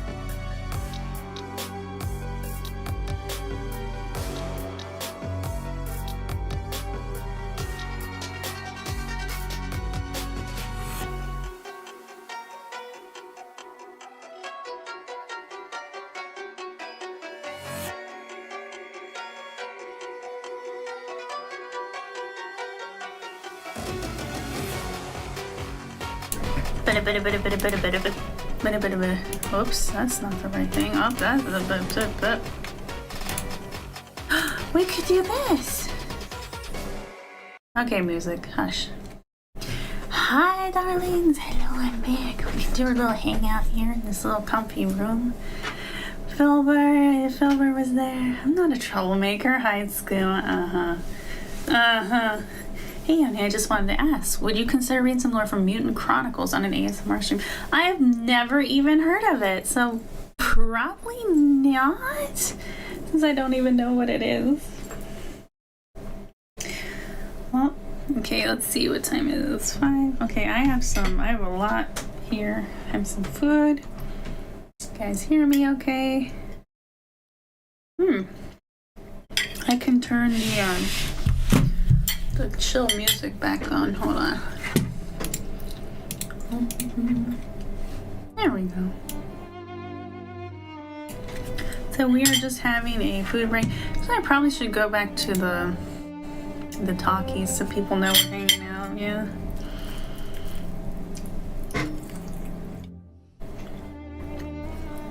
So feel free to eat with me. We're just having a tea and food break here. I can get some breakfast or some brunch, because I guess this is both my breakfast and my lunch. Get some food in my vessel's tummy. Catch you. The TLDR is it's Warhammer, but not like Warhammer. Essentially, in the future, humanity explores the stars, unleashing an alien evil called the Dark Symmetry. That sounds really fucking cool. Holy hell. Maybe people connected the scholarship with Lisa's story. It makes kind of sense. Maybe it was Lisa's teacher? Maybe. Possibly. Because some of the older artifact sets in Genshin, I wonder if it's just like people will, well, it's always someone important, isn't it? But maybe like a character we haven't met yet, or just like an NPC you walk by every day.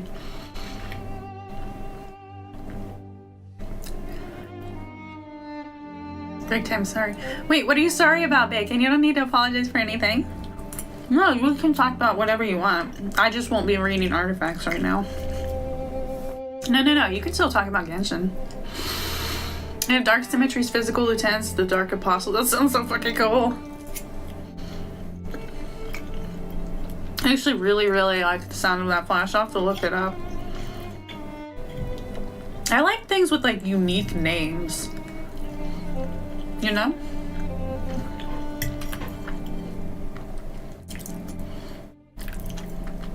Or like divine oriented names like Apostle. Or like Emeritus. Like Catholic related stuff is always really cool sounding.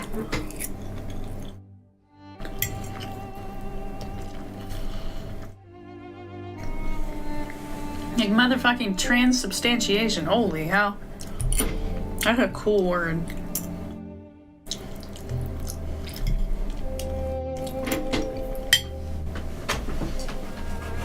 And what it is also really cool. So humanity in the future by unleashing the dark symmetry fucked up anything non-human and intelligent like AI, so flips out. So mankind has to use older tech to fight the Legion in space. That's really cool. After this, humanity breaks down into factions run by mega corporation who intrigue against each other in the Dark Legion. Yeah, Bookspedia is online. Oh, this is really fucking cool. Mutant Chronicles? I'll look it up.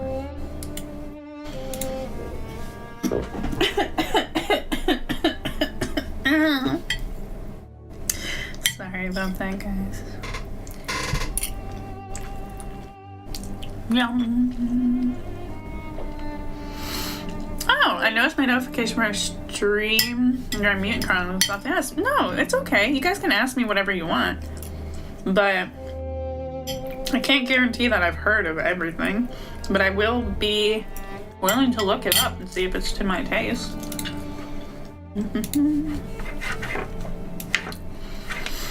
Let's see.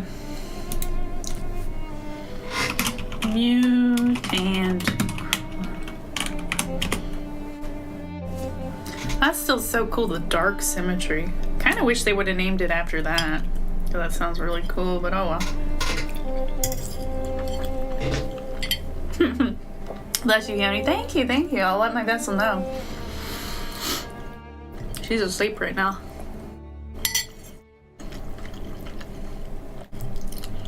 Like, sometimes when I borrow her body, she just goes to sleep.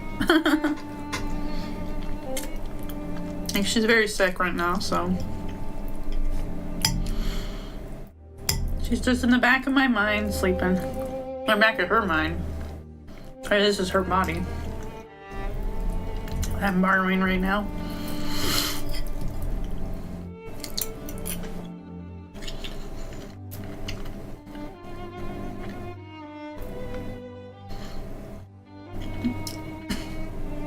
And I can also feed her while she's sleeping because I'm still controlling the body. So, I don't know. Warhammer's tons of lore and factions. Every time I hear something new, it's so amazing. I love Warhammer so much. Like, I love all the crazy lore and shit. About, like, the warp and the chaos gods and all that. And the fucking Emperor of Mankind, he's so badass. He's such a badass. Me too, Bacon. Warhammer's littered with a lot of material. I know one set with the older lore books you share is called Mutantpedia. Okay. Let me look it up.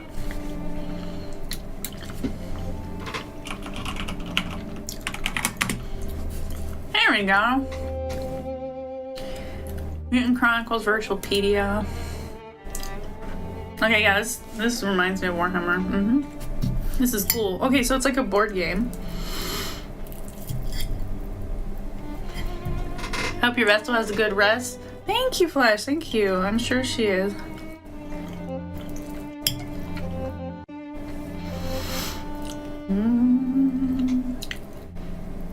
Very relatable, yeah. But she is a human, just like you guys. I'm not really open to answering a lot of questions about her. Like, it's kind of in our rules to not ask about her. But I have revealed a few things that she's okay with me revealing. Like, she gets sick a lot. There's no way around me not revealing that, because it's just, it affects streaming. So she said it's okay. And she's a she. Other than that, I don't really tell you guys much about her. GDR, virtual PA. Oh, Mune calls GDR. I see it. Okay.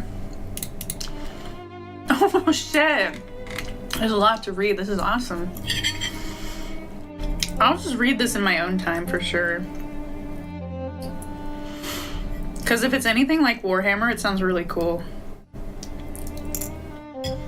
Just from the description you've given me so far.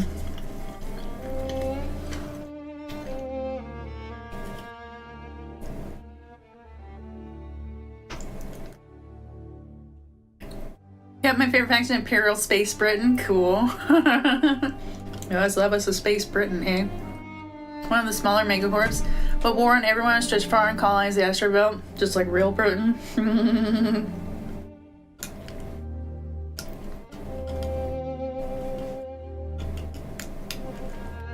That's why they're called Space Britain, eh?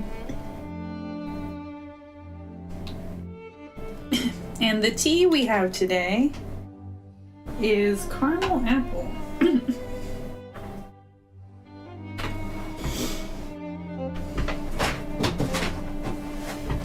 Hold on a second. Gotta blow her nose again.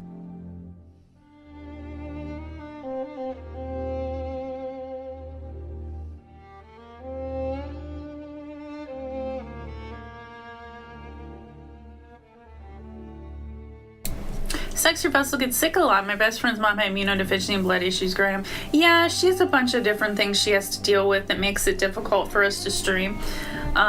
Especially daily. We can't stream daily because she needs a day to rest in between streams. But one of my Entourage members, I think it might have been Abaddon, but I can't remember, says that makes my streams more rare. So they're more, like, special or something, which is a good way to look at it. I wish I could stream daily for you guys, but I just can't. Nice, glad you like it, Khione. First edition is basic. Got it. Yeah, I'll save this for my reading for after stream for sure. I just like getting into new fantasy and sci-fi stuff. Oh wow, I hope she's doing fine. She's okay. She's not like dying or anything. She's not in dire peril. She just gets sick a lot. And she has a lot of physical and mental illnesses that make it not a lot of things difficult, and that's all I'll say. I'll never go into any intricate detail about it. Maybe someday we'll come to an agreement, like to raise awareness for certain health issues that a lot of VTubers and streamers have to deal with. It's just a reality and part of our lives. But not yet. Not yet. We're not ready for that yet. But maybe someday. Maybe someday. I hope you guys got like a drink and some snacks. The tea I have today is caramel apple. I have these special teas from the brand Red Rose. Let me show you guys. They have a lot of like dessert teas, which are like my favorite teas, I think. Red Rose herbal tea. Yep. Yep, here are all the flavors. There are even some flavors that I've never tried. I'm jealous. Why isn't this working? Oh.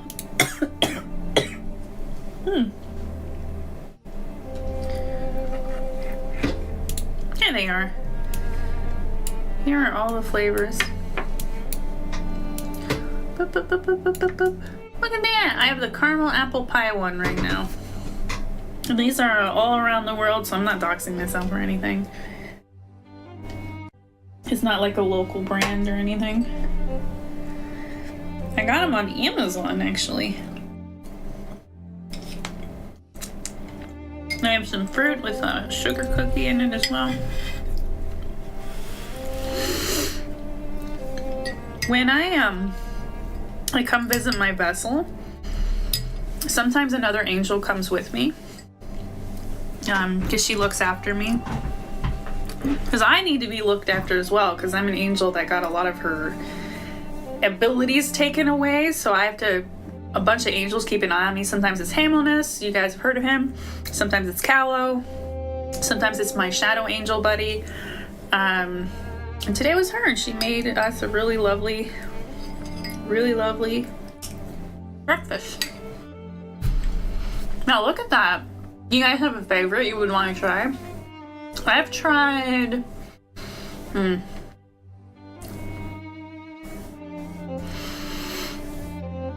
Me too. Nice caramel apple tea. I haven't tried that. They're really good. You can just get them on Amazon. I hope she's doing fine. I'm kind of thinking like most of the Dark Apostle Ilian. No particular reason. Oh, it's something in common with Mr. Illidan Stormrage, one of my crushes from World of Warcraft? Or is he just, one of your favorites? I understand. I wish better, you guys. But thank you. Yeah, I want to do a lot of neat stuff for you guys. And with you guys. Caramel apple, like the candy apples. No, it looks like it's actually caramel apple pie. I misremembered. There it is. So I've tried the apple pie one, the cheesecake one, the lemon cake, and the blueberry muffin. I think the blueberry muffin might be my favorite. But I haven't tried these over here, like bananas, Foster, sugar cookie, mint chocolate. I want to try these so badly. I have to go hunt them down.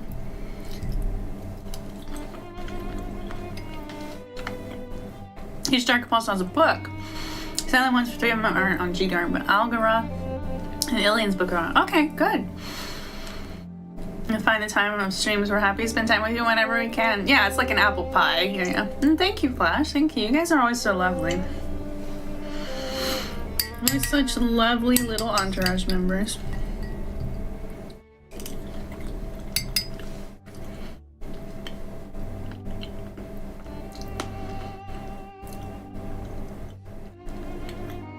I think they're not fancy things like those in here, but there's some interesting tasting. Yeah, I had to buy these on Amazon. So, just look for red rose herbal teas. You guys will find them for sure. Try sugar cookie. Yeah, I love sugar cookies. They're one of my favorites. A choco mint guy all the way, so that'd be my pick. Yeah, choco mint is so good. Oh, that's excellent. You guys have excellent taste. I love mint stuff in general, but choco mint is also so good. It's so good.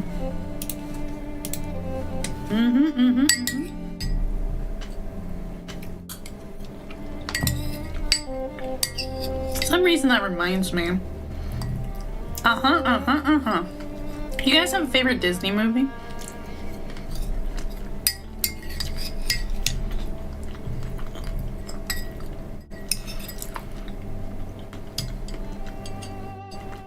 Tall, dark, mysterious mistress of magic, most powerful, hostile. Oh, sounds like my type.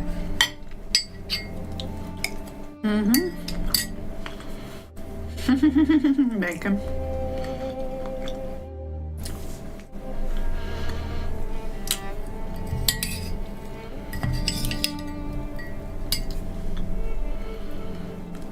Oh, there's a ginger one?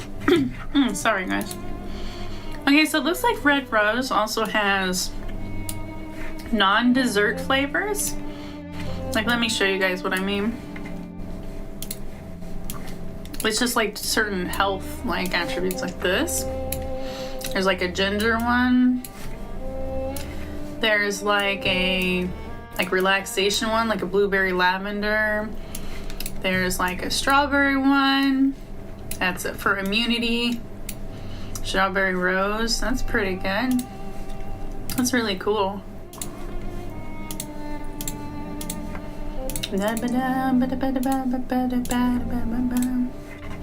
Disney movie for classic, I think it'd be Hercules.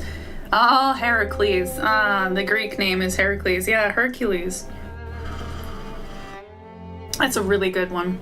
Hades is fucking hilarious. This is a very good choice. Favorite Disney movie though, choice, I thought it'd be Mulan. Mulan's really good too, yeah. All the old ones are so good. I mean, no shade to the new ones. I've heard like Moana and the like are also really good. I just don't like the animation style. It just looks weird to me. I like the classic like 2D style. I'll always be a 2D baby.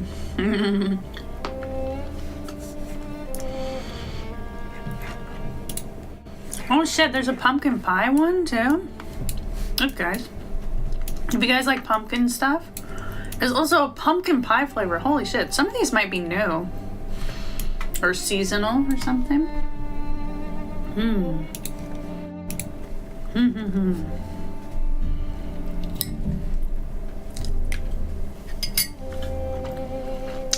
Classic 2D hits different. Yeah, it sure does, Flash.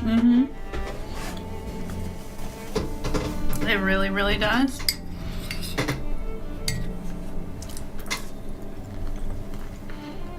What? I clicked and just heard pumpkin pie. Oh, let me show you.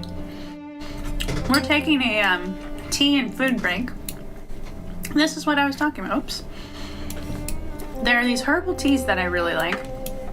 There's a pumpkin pie one too. Here are the usual flavors. I didn't know there was a pumpkin pie one. These are the usual flavors. Yeah, feel free to join us in our little snack and food break and drink break. I don't know much of the recent ones, but the classic ones are amazing. Yeah, the classic Disney movies. I really like Aladdin. I like Aladdin and Lion King. That's really good. Little Mermaid, Hercules, Emperor's New Groove is a cult classic, of course. I do like pumpkin pie. Yeah, well, there's a pumpkin pie one. I love how coffee is just like, what?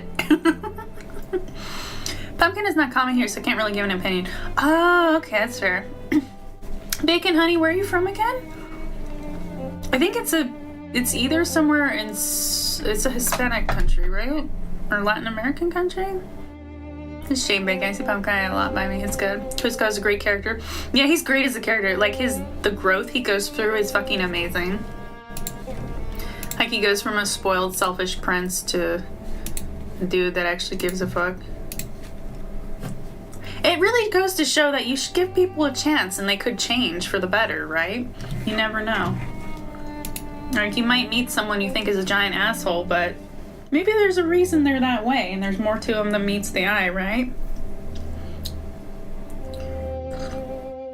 That's good. I see a lot of people doing pumpkin desserts. Yeah, I'm okay with them. I'm not like, they're not like my favorite thing in the world, but I also don't hate them. Ronald Falsine is still peak. Yeah! Who kind of scene you mean?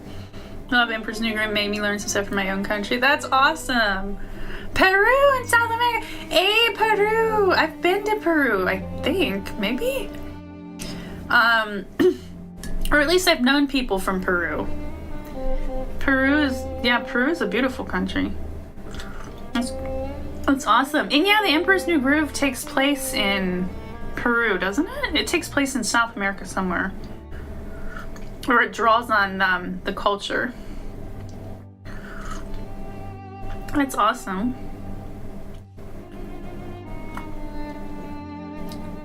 Yeah, has such a historical country, baby. Yeah, congrats. That's awesome. Awesome. Beautiful from the pictures I'm seeing too. Yeah, Peru is such a beautiful, beautiful country. Thanks. You're very welcome, honey. I'd love to go there. Yeah, I think I've just known some humans that were from Peru. I knew this very beautiful woman. She was from Peru. I had a little crush on her, of course. But I'd love to visit there, because usually when I fly around, I go to really cold places. Does Peru have, like, mountains? Then you can go hang out in the mountains. No problem, Bacon. See, most of my entourage is probably going to be from Europe or South America or North America when you guys have days off, or if you don't work or your work schedule's weird. Like,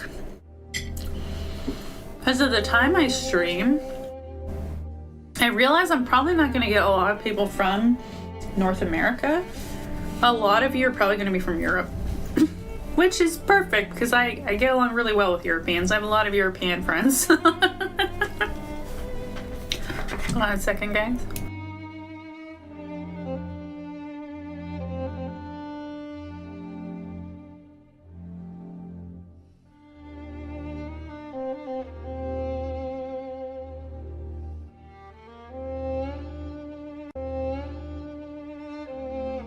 Sad to blow her nose in. Yeah, there's some North American members here. Yeah. Whether from Canada or the States. Oh, sorry, guys. I know we definitely have a few. Or you guys do it from work, right? Oh my goodness, hi! Hello! I cannot read your name, but I will translate it so I can read it. Hello! My Russian is almost non-existent, sadly, but I do have a translator that I open up. You're welcome to speak in your native language if you would like, but yeah, we do prefer English here in the Entourage, but you know, if it's, I can just have it translated, so it's no biggie. It's no big deal. So I have my translator here, my handy. It's Google Translate, sadly. It's not anything super sophisticated and fancy, but it's better than nothing. Let me see if I can see what your name is. Karina. Is it Karina or Karina? Your name is so pretty. Oh, let me type it out for everyone. So their name is Karina. Hi. We're just relaxing right now. Welcome back, Bacon. We have a new Entourage member, a Russian Entourage member, Karina. Hello. We do have a few Russian Entourage members too, I've noticed. I sadly have no Russian language experience, just some broken Spanish lessons. Oh, I know a fair bit of Spanish. I like Russian though. It's a very, very beautiful language. So hi, Karina. Is it Karina? Karina? Or is it either one fine? I'm Khione Aria. My name is Greek. It means, well, the Khione part means snow. And Aria is just like the music, or it can also mean wind or lioness, depending on if it's Greek or Latin. Or Greek or Italian, sorry. Okay, Karina just arrived. Yeah, we got a brand new Entourage member. Hello, welcome. We're just taking a little food and tea break right now. Today was my ASMR reading stream for Genshin. And we're just taking a break from reading so I can get a little something to eat, and then we're going to go right back to reading. We're going to read the artifacts. We're going to finish off the Mondstadt artifacts and do the weapons and maybe the books, but I might come back to them another time because the books are kind of long. So we might have a separate stream for the books because I don't want to make these streams super long. Russian is very interesting to me. It's very beautiful. I like Russian a lot. I like the accent too. The accent is so pretty. I've known some Russians, and once again, there was a Russian girl I had a crush on. I crush on a lot of people, so. Humans are very beautiful. You guys are a very beautiful species.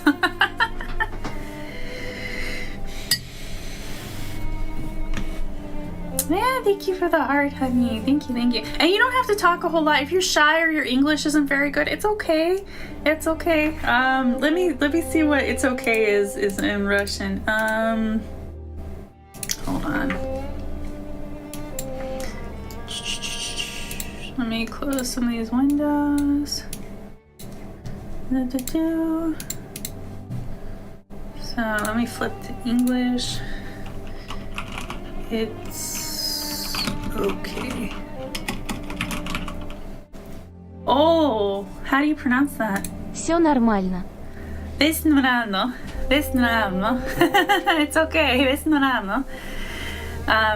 Russian very Aria is the singing thing. Yeah. Like the solo in an opera is what an aria is technically. Все нормально. I'm sorry. I'm trying. I try to learn people's languages. I do, especially if I really like the language.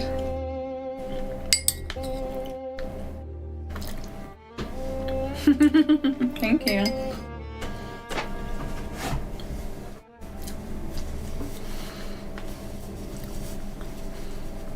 You have a beautiful voice. Oh my god, Karina, thank you. Lord Zilla, welcome back, baby. Welcome back. I see. Yes, Bacon. Thank you, Karina. Thank you, honey. And welcome to the Entourage. Don't forget to read the rules down below. If you have questions at any time, let me know. If you want me to speak slower, I can do that too. But I will just speak at my normal speed otherwise. But thank you, honey. Thank you.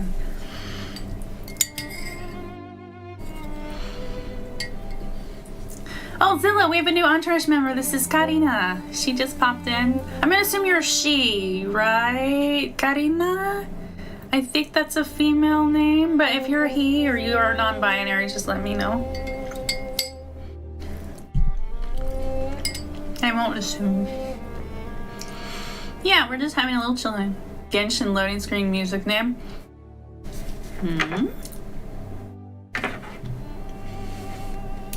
Is it the one that has audio in it? I know about it already. It's one of my favorite musics of all time.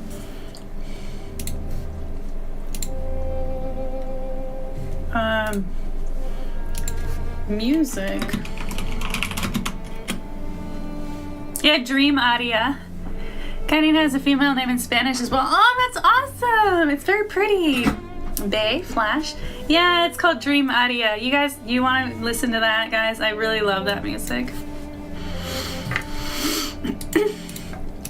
It has part of my name in it.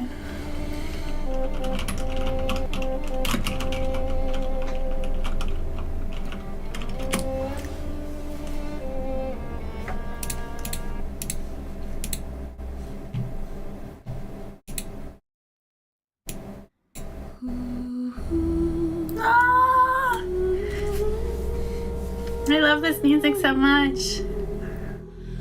The beta version with the actual singing? Yes! I love it!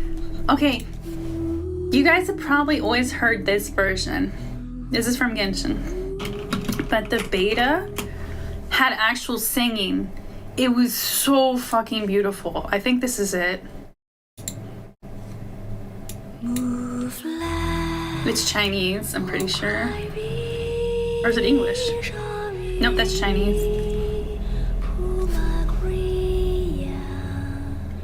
It sounds like one of the main characters in my story.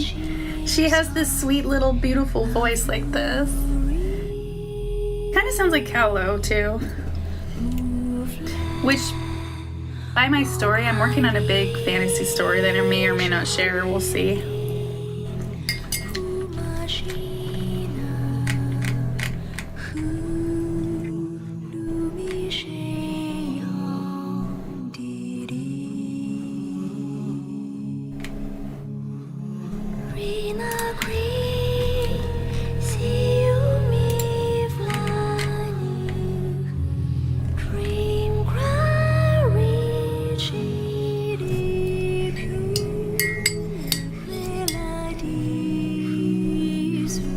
Wait, that's English.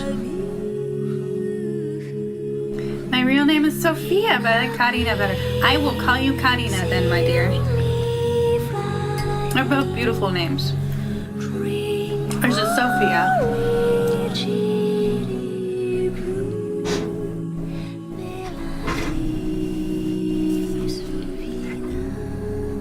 I think she just has a heavy accent. I think that might have been English. Part of it did sound like Chinese though. Isn't that so beautiful? It makes me tear up so much. No! That's why they removed the singing from the song. Are they gonna save it?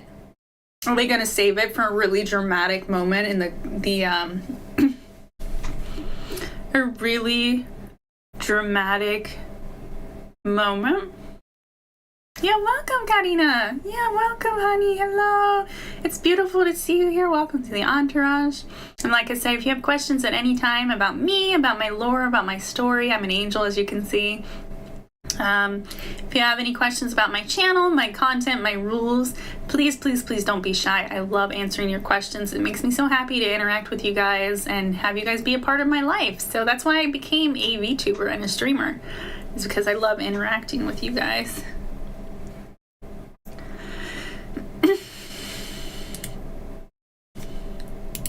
Okay, so let me tidy up a bit here. I've got some food in my belly. Got my tea and my water here.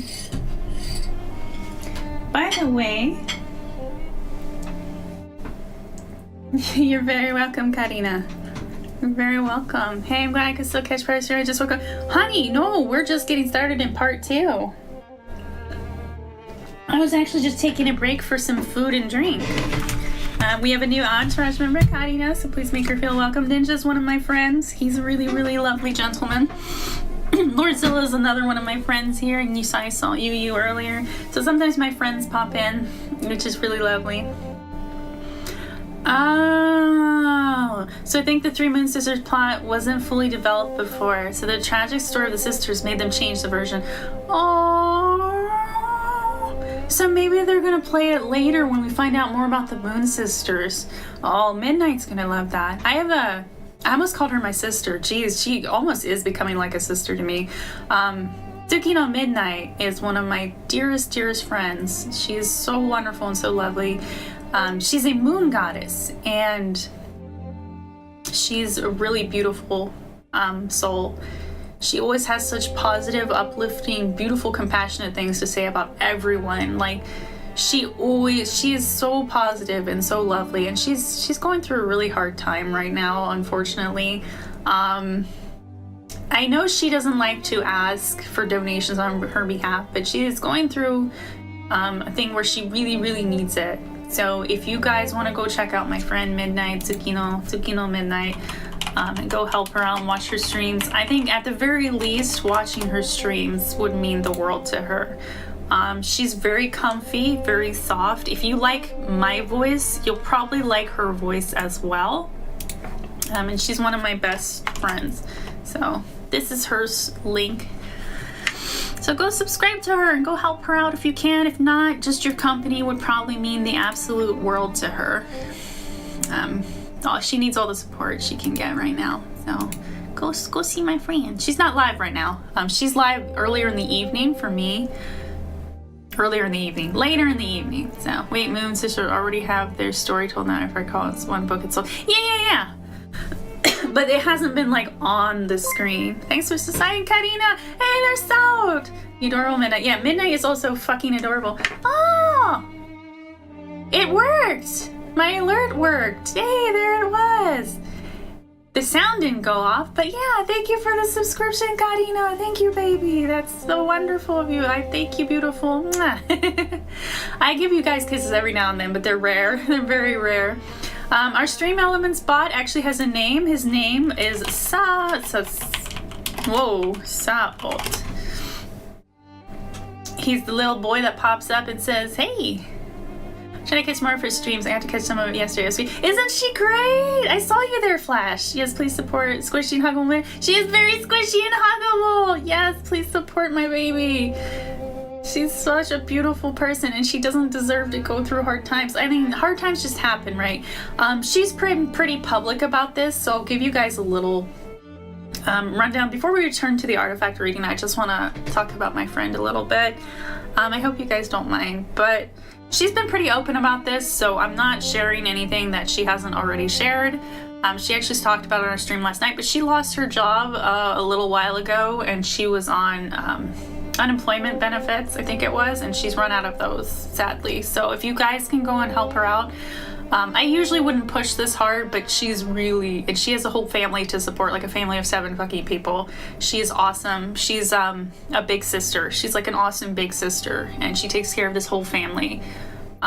So please go check her out and support her however you can, whether it's watching her VODs, watching her live streams, and if you have the funds, maybe donate a little bit here and there. You know, every little bit helps, and I'm sure she would really appreciate that.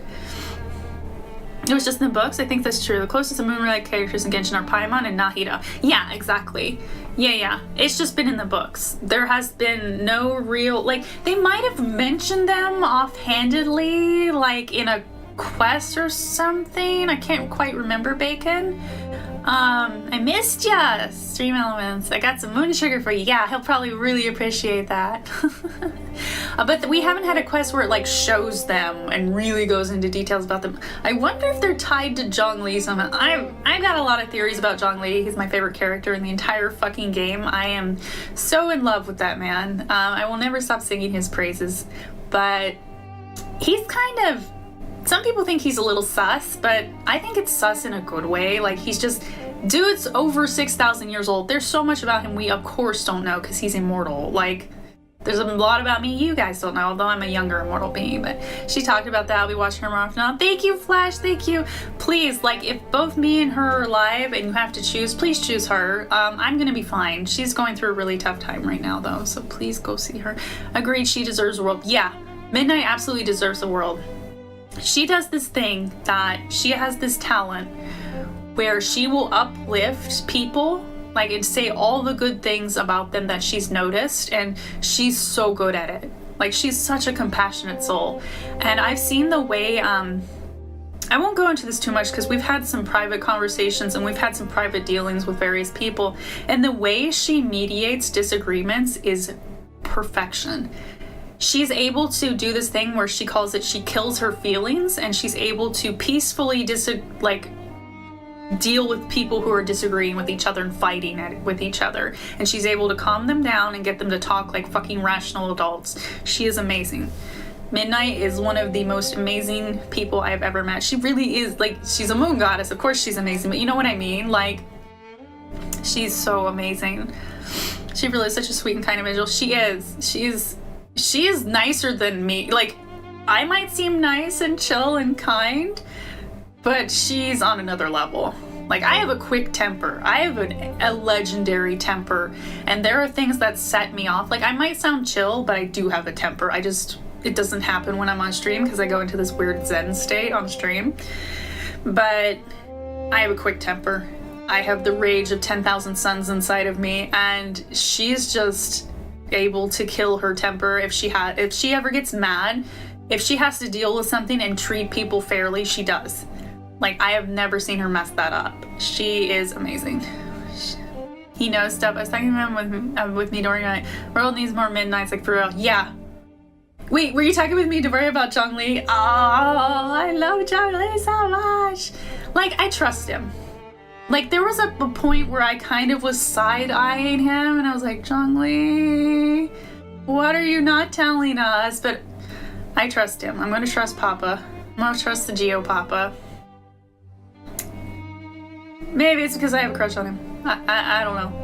He reminds me of people that are really dear to me, though, so he's so important to me. Zhongli means a lot to me. Maybe I'll talk about it someday, but not right now. Because we gotta get back to finishing off the Mondstadt artifacts. We might have to make a part 2 to this because I don't think I should make this stream go on for too much longer. Let's see here. Choo. There it is. Okay, let's go back to our game stream. Let's go back. Here we are. Okay, give me a moment, guys. I need to take care of my vessel's nose real quick.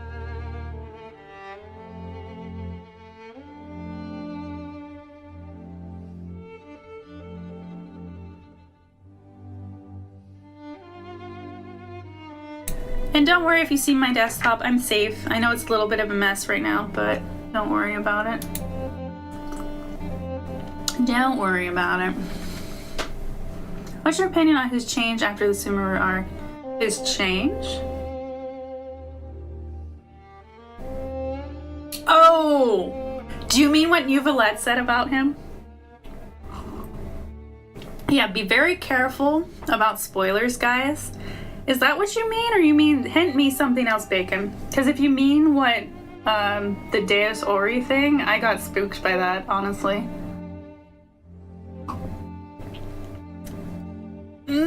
I don't know, man. That stuff actually looks pretty neat. Yeah, it's a controlled mess. But for those of you who just popped in, maybe weren't here for a whole stream, maybe you're brand new, like Karina, we are having a nice little quiet reading ASMR stream. I took a break to have some food and drink, to get some tea and some water, and to get some food in my vessel's belly. I'm an angel, and I use a human vessel to interact with the world because of losing various of my abilities from crossing over to this dimension. So anyway, that's the short of it. And so yes, I have to keep her fed and taken care of. I don't need to eat, I don't need to sleep, but I enjoy doing both things because they're pleasurable. So, like a lot of different things. So anyway, we're going through one region at a time, all the artifacts, weapons, and books. Now, I realized as I was going through the Mondstadt ones that Mondstadt, since it's the beginning area, it has a lot because it also includes Dragonspine. So I might just do the artifacts today and save like the weapons and the books for a second stream. So we'll have Mondstadt part 2 if that's okay with you guys. For sure.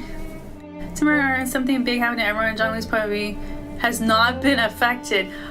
Oh, I'll have to look into that. I probably am just, I know what you mean. I imagine I'm just gonna have to have like a reminder. I'll look into it. Interesting. Definitely. Wait, you have me. DM me. Yeah, DM me, baby. You have me in DMs. I think we're friends on Discord, Bacon? Yeah, you can DM me and I'll check it after stream. Yeah. Thank you for respecting that. That's a big one. The spoiler one is a big one. So anyway, let me read up to Bloodstained Chivalry and we'll end it off for the day. So these are gonna get longer here. Let me turn the music down just a teeny bit.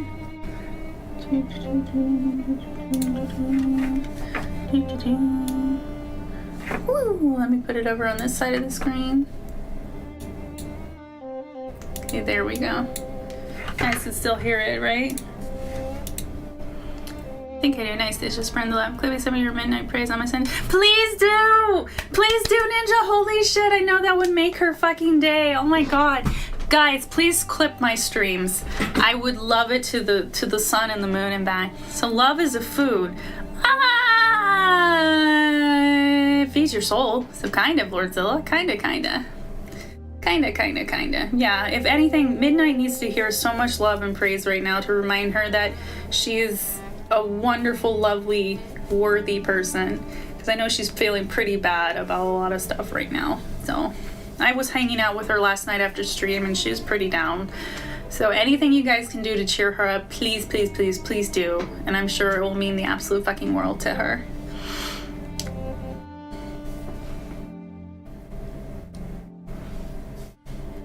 Snow Swept Memory. So this is the Blizzard Destroyer set. This is getting into the big boy set. This is our first golden set, first 5-star set, first big boy set. A long extinct flower covered in beads of frost that once grew on the glaciers. There was a time when even the proudest and most arrogant warriors bowed before it. Yeah, you better bow down before the snow and the wind and the ice. Damn it, in the winter. So this is when these start getting longer. This is a flower of everfrost, plucked by a pair of gentle hands. Oh, me? It must have given a certain someone the strength to see winter as a warm embrace. This 4th fresco is prepared for you. Your likeness will forever remain on this wall. For the sake of that fresco, and for everyone's sake, I will wait for you and pray for your return. The maiden stood before a blank wall, and smiling, she pinned a small flower to the hero's breast. That was an elegant and unruffled fellow, who would never bat an eyelid, not even in the face of death itself. The heroism of the icebreaker was forgotten, buried in the storms of the north. Since then, the snow has melted, but this flower has not withered. When deep roots are not reached by the frost. Yeah. Icebreaker's resolve. A feather that exudes a chilly aura. One can almost feel the turbulent winds that brought it here, wailing over snow-covered plains in between frosty peaks. A feather of a bird of prey that did not originally belong in the winter chill. It is cold to the touch. So these are the dragon spine, one of the dragon spine sets. And when you do touch it, it is as if you can hear cries in the snowstorm, unbowed but bereft of hope. With no nest or shelter, the bird faced the storms proudly. This feather has been assailed with coalescing ice and snow, leaving it coated in pearls of frost. It once came from a falcon in flight and was plucked violently from that bird by the frigid winds. It drifted a while in the air before the weight of the frost dragged it back to the ground. I believe that the lively birds will follow you and return to the gardens of the summer palace, now green once more. Those who have been chased away by the chilling tide and those children who have lost their homes, they will return with you to the home of their dreams. The hero, bearing such burdens on his back, halted in the whipping snow, struggling to discern the color of that feather. Sealed in ice, that feather's color faded every step of the way, just like the hero's task. Frozen Homeland's Demise. A timepiece from a nation of old that waited for their warrior's return. What flows inside is not sand, but bits of ice that never melt. See? Just like the timepiece I said I would have if I had an artifact set. Frozen homeland's demise. An ancient hourglass with fine powdered snow flowing in it. Even the coldest winter cannot freeze the flow of time. The cold that descends from the sky can freeze time itself. This myth was widely believed throughout the entombed mountain city. As the hero reached the top of the wall of wind and ice, the night was descending and the snowstorm was howling. Neither sun nor moonlight could pierce this white wind easily. Even the bleakest storm cannot freeze the river of time. That will not wilt, even if buried deep below the snow. Oh, deep roots not reached by the frost. Oh. And even the most formidable hero will one day be forgotten. I think they missed a word here. That which will not wilt, even if buried deep below the snow. That will not wilt. Oh, maybe not. Poor maiden. She reminds me of the ghost maiden from the Pokemon anime who waited on her love to return from war, but he didn't. That sounds vaguely familiar. Okay, send the thing on this sword just in case I forgot it. Oh, thank you. Yeah. I will check it after stream. This is called Winter Nomad on Spanish Cures. That's interesting. Oh, that's really lovely. Frostweave Dignity. A cup carved out of ice that is as chilly and biting as winter. Its former master would drink an unfreezable liquor from it. Ooh, that's fancy. Oh, this one's a little long. For the outlander who once searched for hope in midwinter on another's behalf, even the glass he drank from was carved out of ice. Drinking bitter wine in this glass would feel like swallowing icicles that stung every inch of one's throat. That sounds pleasant to me. Ordinary people would struggle to enjoy the sensation. I'm not an ordinary person. But the reticent hero relished it. Hey, is this me? Oh, he, so it's Hamilness. Hamilness, by the way, for anyone who's new, is my male counterpart. Hamilness means winter in Greek. He was a warrior as silent as the ice itself, blocking the frigid winds that descended from the stars with his body. But not content with merely being protected, the maiden who painted left the man she admired these last instructions. If fear or despair, both of which are within our nature, should crush you or cause you to never return, then please live on. Do not accompany us unto our doom, to languish forgotten in the snow. Taking another swig of bitter wine to steel himself for the journey, he turned away from the maiden's wet eyes, and he would set out on an unending pursuit towards the land of snow and profundity. Broken Rhymes Echo. Let me get some tea here. Most of the liquors can't be freeze if I recall, like, not normally. That sounds familiar, honestly, Bacon, yeah.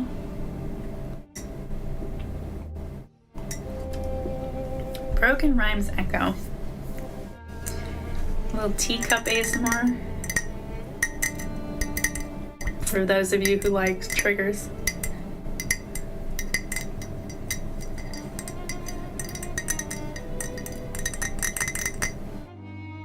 The crown of an ancient hero who dreamt of conquering the cold. It is proof of its former master's bravery in facing the bone-chilling cold of winter. The hero set out on his journey, bearing the tiny hopes, oh that's so cute, the tiny hopes that the entombed city still had for salvation. So this is talking about the city on Dragon's Spine. Donning his winter crown, he marched purposefully away, disappearing into the boundless snowstorm. Bearing his agreement with the mountain city, bearing their clear-eyed gazes, the hero never once feared the unknown beyond the icy curtain. The once lush mountainside and the blessings that now no longer fell from the skies. These were the hero's motivation to carry on no matter what. Past the ice-sealed door, walking down the corridors to the depths, he will break off a branch of silver white and bring hope to the snowy land. The maiden sang these songs to comfort her people, and she nursed her memories of him. She believed that he would return to her with genial springtime and unshakable hope in his train. But in the end, the hero who stepped out into the snow would not return in time. He would stand accused of flight by hateful words long ground to dust amid the snowstorms. That one has a little bit of a sad ending. So this is the Thunder Soother. The Thunder Soother. Tascaru. What did I Tascaru? What did I do? Oh, do you guys like this?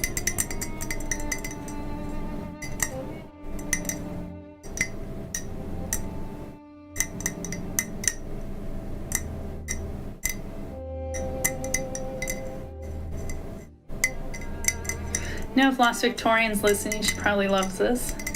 Lost Victorian is one of our resident trigger ASMR enthusiasts. We also had another one named Palmstar. We haven't seen him in ages, though. He's one of our oldest Entourage members. Even if I don't see you in a while, you're still a member of my Entourage. Tuscadu, I'm glad you guys like it. Huh? I hear a nice glass sound. Here you go, it's my teacup.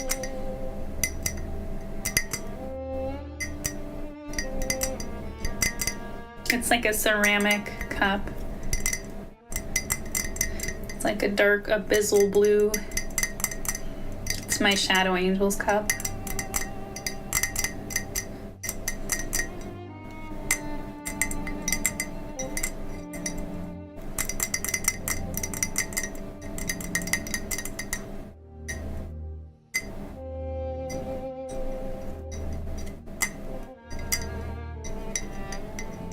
Yeah, I've got my caramel apple pie tea in there. So this is the Thunder Soothers set. A flower, and this is the heart. A flower that blooms even amidst ferocious thunder and lightning. To this day, it still grants courage to travelers in thunderstorms. Purple flower plucked in a thunderstorm. Whoever wears it will no longer fear the thunder and lightning. Well, I already don't fear it. This flower blossoms only in thunderstorms and never withers despite the constant rain. This is the flower of thunder. Kneeling before it, the thunder, I can't say that. First, such a weird sound. The Thunder Soother plucked it with reverence. The Thunder Soother wore this flower on his chest at all times as he fearlessly faced the thunder and lightning. Even when facing the fierce beast of thunder, his resolve never wavered. To the Thunder Soother, wearing this purple flower may have been merely an act of whimsy, but to travelers, the flower was the source of the unfaltering resolve that conquered the thunder. Thunder Soother's plume. This feather of a predatory bird that soars through, that's very pretty, look at that, soars through lightning storms. It was said to have been adopted as an insignia by the legendary hero who pacified thunder and lightning. An insignia made in the shape of the plume of a falcon that soared through the storms.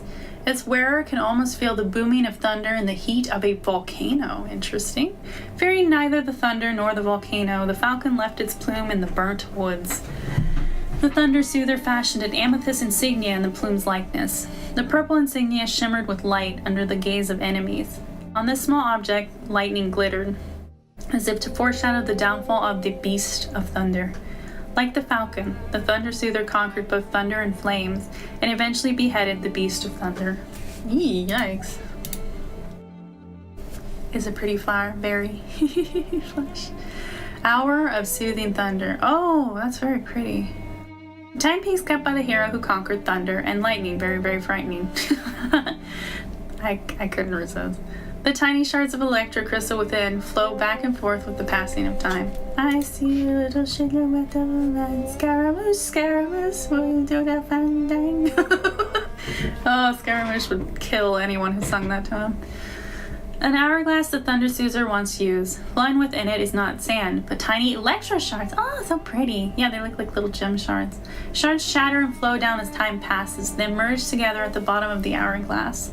The Thunder Soother who defeated the Beast of Thunder crafted this hourglass from amethyst. The passage of time is just like lightning. It bursts through the sky and is gone in a flash. Well, it's continuously going on and on and on, but I see what they mean. Even the Thunder Soother could not conquer the flash of time. Within this hourglass, even thunder and lightning have to obey the never-changing law of time. In the hourglass, the shards shatter and merge countless times while time silently flashes by. Observing this taught the Thunder Soother about the cycle of life and death. Empowered with this knowledge, he was able to defeat the beast. Thunder Soother's Goblet. The wine goblet from which the Thunder Soother, who defeated the Beast of Thunder, once drank violet lightning. A goblet that once belonged to the Thunder Soother. Perhaps its former owner once used it to drink the thunder. Mighty as he was, the Thunder Soother was a mere mortal with human feelings. Rage and ecstasy would come and go in a flash, just like the pounding thunder. This goblet witnessed not only the feats of the Thunder Soother, but also his sorrow and laughter. From this goblet was drunk the wine used in the sacrificial slaying of the Thunder Soother's family. Jesus! From this goblet came the courage that helped the Soother venture forth into the Beast Cave. From this goblet came the sole source of companionship for the Soother, who spent his final days in solitude. Aww. Thunder Soother's diadem. The crown given to the Thunder Soother, that word is starting to get, for defeating the Beast of Thunder that had been wreaking havoc upon the land. Maybe it's because you guys keep sacrificing people. A very ancient diadem. It shines with the light of the pacified lightning. The ferocious beast of thunder once enslaved people with its mighty lightning, but its lightning existed only in a flash, and like the lightning, its mightiness soon disappeared. The Soother defeated the beast in a lightning storm. He claimed this diadem as his trophy, but the past can never be fully pacified. Now we have the Lava Walker, which we'll probably find out more about the Lava Walker when we go to Natlan. Love the teacup son, such a lovely ASMR. Oh, here you guys. I knew you were listening, Lost Victorian, because you said you put this on for various things. Tsurumi Island, that's what I was thinking too, Bacon. Yeah, there's this place for anyone who's not familiar. There are this set of islands you go to in Inazuma called Tsurumi Island. And the Tsurumi Islands, and the whole thing with the Thunderbird and everything. Yeah, it's definitely about that. That whole storyline is pretty sad and mystical. Like, it's really nice storyline. It's really freaky at times too. Like when the island, well, I won't ruin it for anyone, but yeah. It's covered in fog at first. It's very pretty. I love fog covered stuff. I know some people hate it, but I think it's absolutely beautiful. Lava Ruker. What is going on? Jeez. See, this is why we're only doing artifacts today. I'm losing my reading ability. Lava Walker's resolution. A flower that blooms amidst burning flames. It is said that long ago a sage once wore it as he walked into a sea of fire. Oh, the Mare Jivari. Yeah, we'll see the Mare Jivari when we go to Natlan, I'm sure. It's where the wind doesn't blow. It's a very depressing sounding place. A flower that only blooms in the burning flames. The searing pain it causes will make the wearer stronger. The fiery red flower shines like shimmering agate. This flaming flower was once a brooch worn by the Lava Walker. In the Lava Walker's final days, he said this to his people. This is the flower that blooms in flames. Until the day the fire turns me into ashes, you shall see the glowing embers of this flower shining through the dark smoke. The people follow the flower's flickering light to the edge of the Mare Jivari, which means the sea of... I don't know what Jivari means. Maybe it's just the sea of Jivari, but Jivari probably means something. There they found the blooming flowers, but the Lava Walker was nowhere to be seen. Sadly, most of mystical happenings in Genshin end up being from the ley lines being damaged from the nail. Yeah, it's pretty sad. That makes sense, those damn heaven nails. The feather of a proud phoenix. You can almost hear the sound of its wings flapping in the scorching flames. Oh, that's very beautiful. Feather plucked by the Lava Walker from a bird that sings amidst the flames. The wearer can almost hear the sound of the bird's wings flapping in the blaze. Legend has it that there exists a kind of solitary bird that sings in the blazing flames. People worshipped it as a totem, while kings saw it as a sign of nobility. Donning this feather, the Lava Walker retreated from the outside world. Alone he came and alone he went, leaving no trace behind. Since then, people often hear cries coming from the Mare Jivari. No one knows if they are the song of the bird or the sighs of the Lava Walker. Oh, maybe they became one and the same. That would be pretty rad. Lava Walker's torment. Burning sand flows within this hourglass. Despite the intense heat, the sand leaves no mark upon the vessel that houses it. Oh, I think they missed a letter there. Oh, this is a longer one. What flows within this hourglass is not regular sand, but burning sand. Like it, time flows forward, leaving no trace of its own existence. The story of the lava walker continued even after he had traveled across the Mare Jivari. It is said that he spent another 100 years living as a hermit. But this short retreat brought little relief from his burning torment. During his time as a secluded sage, the lava walker could not bear the eternal scorch. He crafted this hourglass to mark the passing of time. As the flames blazed, burning sand flowed endlessly through the hourglass day after day. Sadly, though the lava walker did not fear the scorching flames of the Mare Jivari, he could not quench the torturing flames of time. The anguish of being left alone, without the disciples and family he held so dear, burned away at his soul more than any flames could ever scorch his flesh. Aw, yeah, it sucks to be alone. That's a beautiful cup. Lava Walker's Epiphany. A legendary goblet that can withstand extremely high temperatures. It still retains a degree of warmth even though it is now empty. A goblet that once contained lava. Now empty, it still has a slight hint of warmth. This goblet once belonged to a sage known as the Lava Walker. Wisdom flowed from within. The Lava Walker would toy with the goblet. Even in the blazing heat, it remained intact. Legend has it that the Lava Walker would drink lava from this goblet as if it were a glass of fine wine. But while fine wine evaporates in high heat, the wisdom of the sage could withstand a trial by fire. To the Lava Walker, fine wine was merely a catalyst in the process of producing ingenuity. Aided by alcohol, even the slightest spark could combust into a brilliant idea. The goblet was a silent witness to the forging of wisdom amidst the flames. The moment before the Lava Walker set off on his final journey was when the goblet was filled with the most pride. Wait, why did that last one hit pretty hard at me? What the hell? See? I told you. Some of these are really, deep and impactful. This is why I love Genshin so much. Lava Walker's Wisdom. The circlet of a sage who traversed a sea of fire. It once shone brightly from their ancient silhouette as they stood strong amidst the flames. An ancient circlet that once belonged to the Lava Walker, a sage who wandered in the Mare Jivari. Upon close examination, one can almost see his figure standing strong amidst the fiery flames. The wandering sage of the Mare Jivari, known as the Lava Walker, crafted the circlet from crimson agate to resist the intense heat of the flames. The circlet was built with wisdom and tenacity. It sparked fear and jealousy among peers and seniors alike. How dare the Lava Walker challenge the flames of the Mare Jivari? Such blasphemy has not been seen in hundreds of years. The flaming sea will surely devour this arrogant young man, and the sea will blow his ashes into the void. In his jealousy, the teacher demanded that his student step into the flaming sea wearing the circlet. In a state of calmness, the Lava Walker strolled onto the lava and gradually disappeared into the horizon. Ho ho. Ho ho ho ho. So we have 1, 2, 3, 4, 5, 6. Just 8 more. And then we're gonna end stream for the day. Because I am getting tired. I underestimated how long this would take. How long this would be.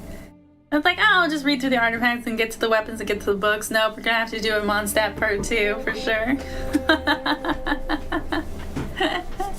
And yes, for each, when we switch countries or switch areas, I will change the music. So we'll have a favorite track of mine from those areas. This is one of my favorite tracks from the Mondstadt areas. It is called... Oh, it's right over there. I didn't even have to alt tab. It's called The Edge. The Edge of the Prairie. Let me put it in chat for you guys.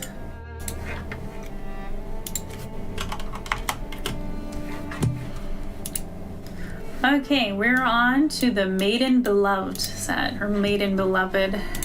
This is a very pretty set. Maiden's Distant Love, a fragrant flower that will bloom for all eternity and never wither.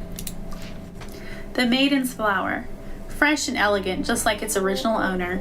The books say that this species of flower has long been extinct. Just like that passage the maiden had read countless times in books. The damsel in distress was saved by the white knight in shining armor, and they exchanged flowers as blessings to one another. Though a maiden's heart is said to change with the seasons, just like a flower, this flower remained constant, for her heart had stopped in that moment long ago, the moment that she had met the knight. Maiden's heart-stricken infatuation, a feather accessory that carries the longing for a certain someone, like a migratory bird on the wind.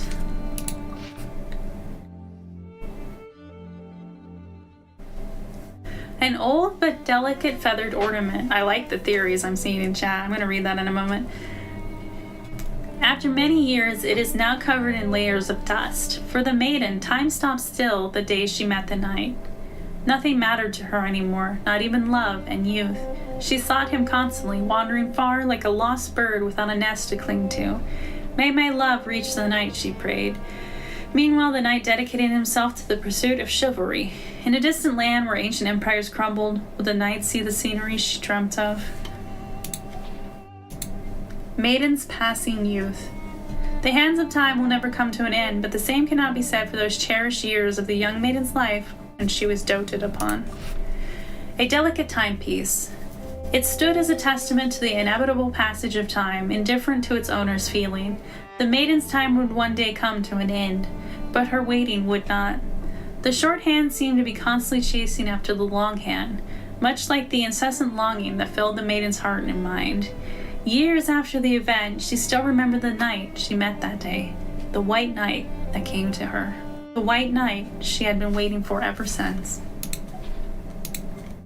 Maiden's fleeting leisure. A vessel made with sweet black tea in mind rather than bitter liquor. Hey, tea, hooray! The maiden's most cherished teaware was once filled with elegant black tea.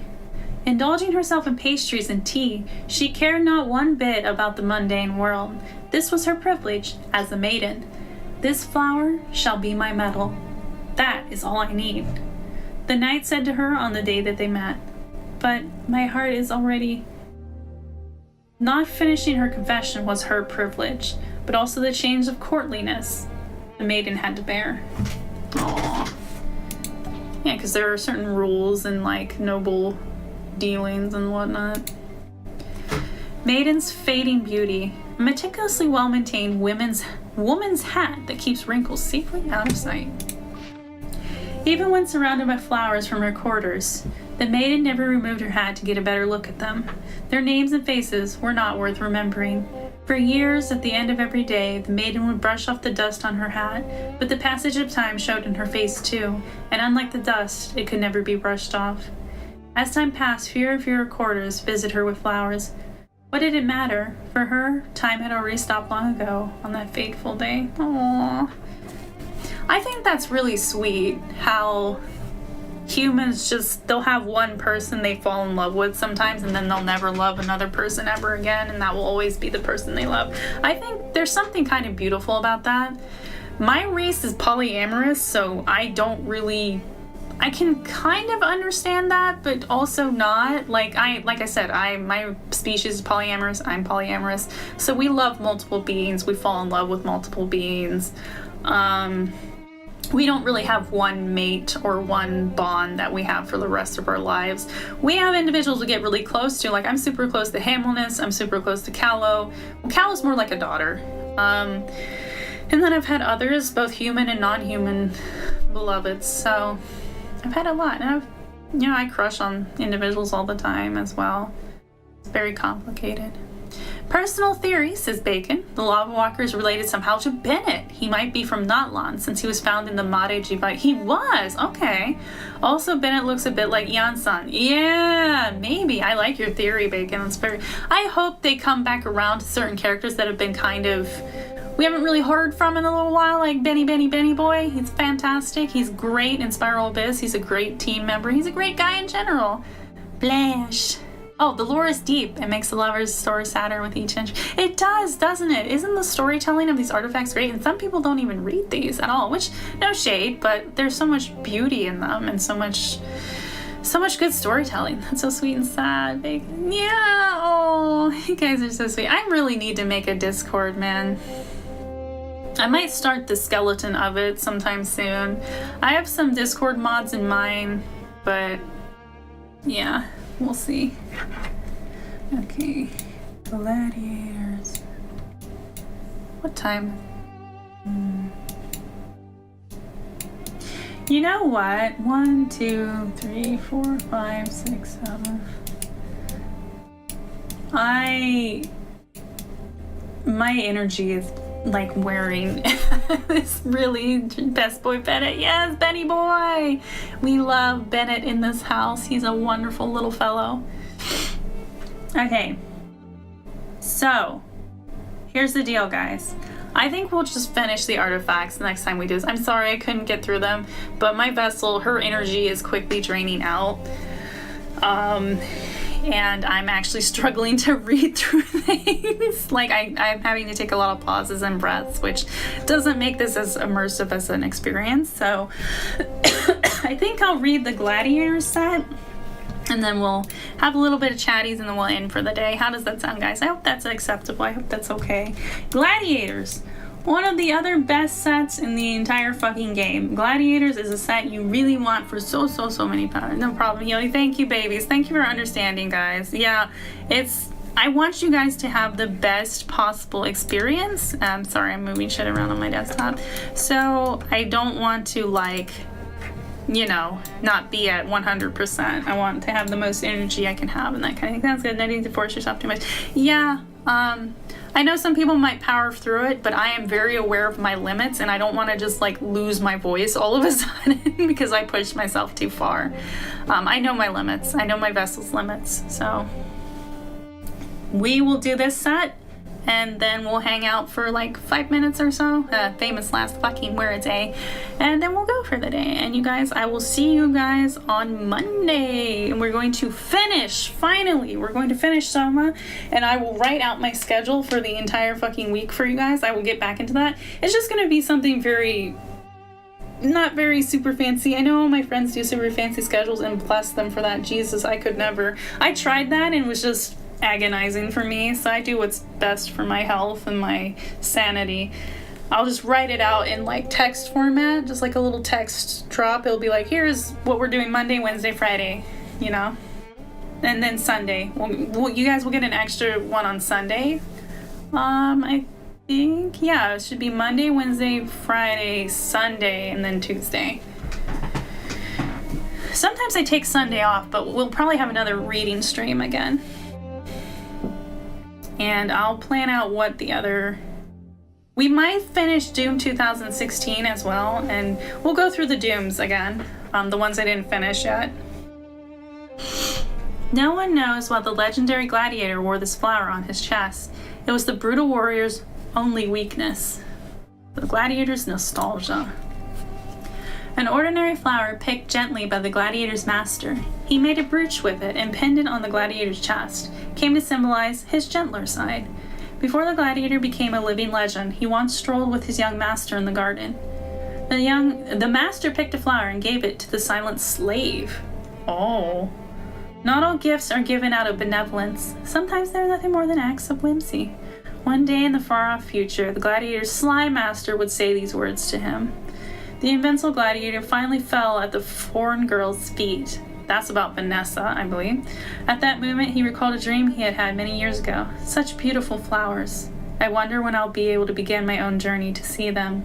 I'd like to see how beautiful the wildflowers are. Oh, he saw her as a wildflower, perhaps. Gladiator's destiny.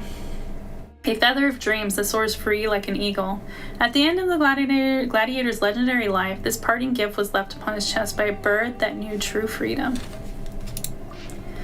The end had finally come for the triumphant gladiator. The young challenger paid her final homage to him.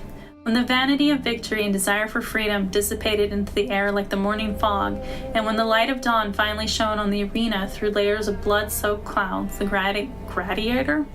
gladiator saw a flying bird. One battle away from being free, the gladiator was defeated by an anonymous girl. Jeez, that sucks. Cries and howls burst out in the crowd like pounding thunder, but the victor refused to humiliate her opponent by execution, so he refused to plunge her sword into the opponent's throat and end his life like that of a slave. The gladiator's healing wounds were covered with invisible feathers. He eventually set off on a journey, finally as free as a bird. His destination was the place where flowers bloom and birds soar. Aww. So I think that, yeah, once again, this is about Vanessa. She spared him because she was a compassionate soul. She was one of the original leaders of Mondstadt after they broke away from the aristocracy. She had red hair. She looked like Diluc pretty much. She's like a female Diluc. She's like a cross between Diluc and Jean, honestly.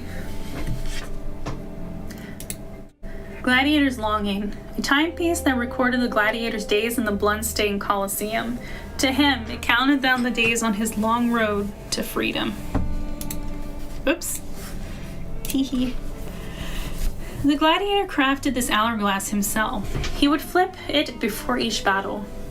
When it stopped flipping, the gladiator had long since died in a pool of his own blood. No! The gladiator would put this hourglass aside before entering the arena. When the fight had ended and the crowd started to cheer for him, the sand in the hourglass was still flowing. Gladiator's final fight, he faced a young girl. In her eyes, he saw both the timidity of a young girl and the ferocity of a young lioness. From his steps, the girl saw the unbreakable shackles of age that the gladiator wore. It was a fight like the old gladiator had not had in years, fierce yet satisfying. But it ended in a flash. The sword plunged into his heart, and the sand in his hourglass crawled to a stop. Welcome back, Timothy. Welcome back. Welcome back. It's Lorzo. No. You say you're playing a sword in someone's throat. No, I just got to see the flowers. Yeah, the gladiator, same story with Vanessa. I agree with that one. Sounds good. Okay. Yeah. Children of Murata were the red-haired from Nadlan. Seems like Diluc's family comes from. Yeah, I agree as well. Yeah. Back, Timothy. Yeah. So this is our last set for the day. I sadly cannot finish it because my voice is dying. And my vessel's energy is running out. I'm going to need to get her off the rest. So we'll finish it on this coming Sunday. We'll have another ASMR stream to finish off the Mondstadt set. The golden cup a champion gladiator drank from in ancient times.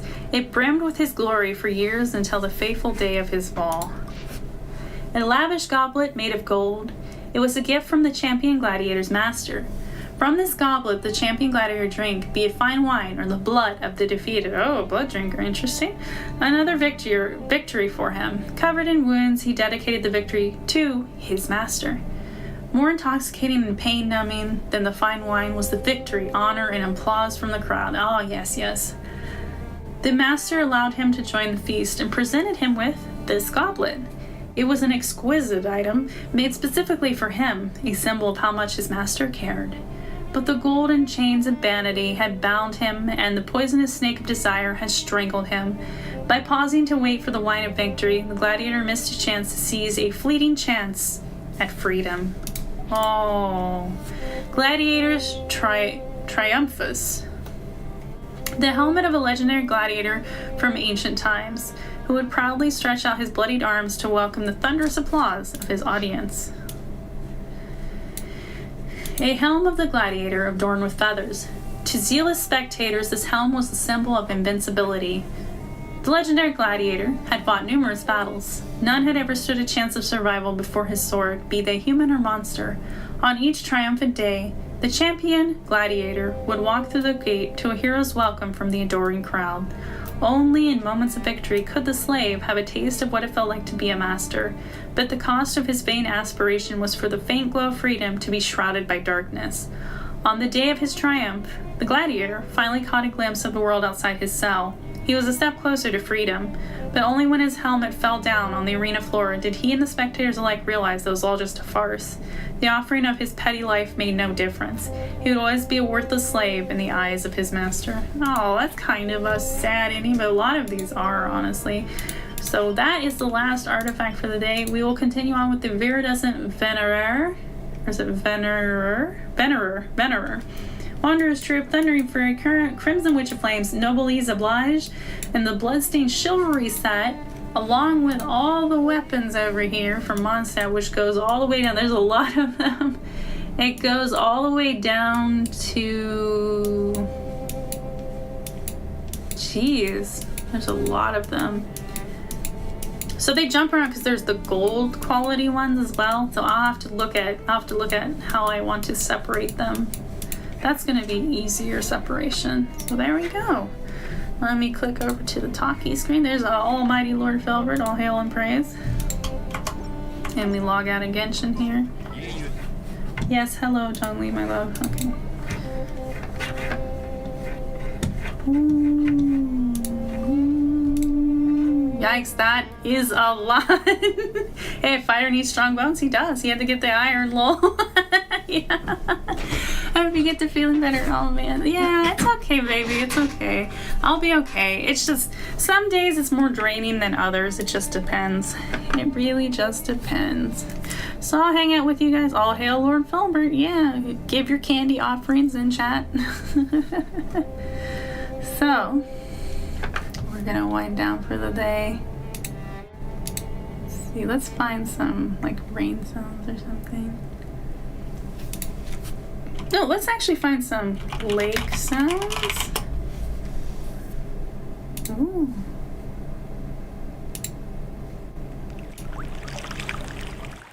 Oh, you guys hear that? Yeah.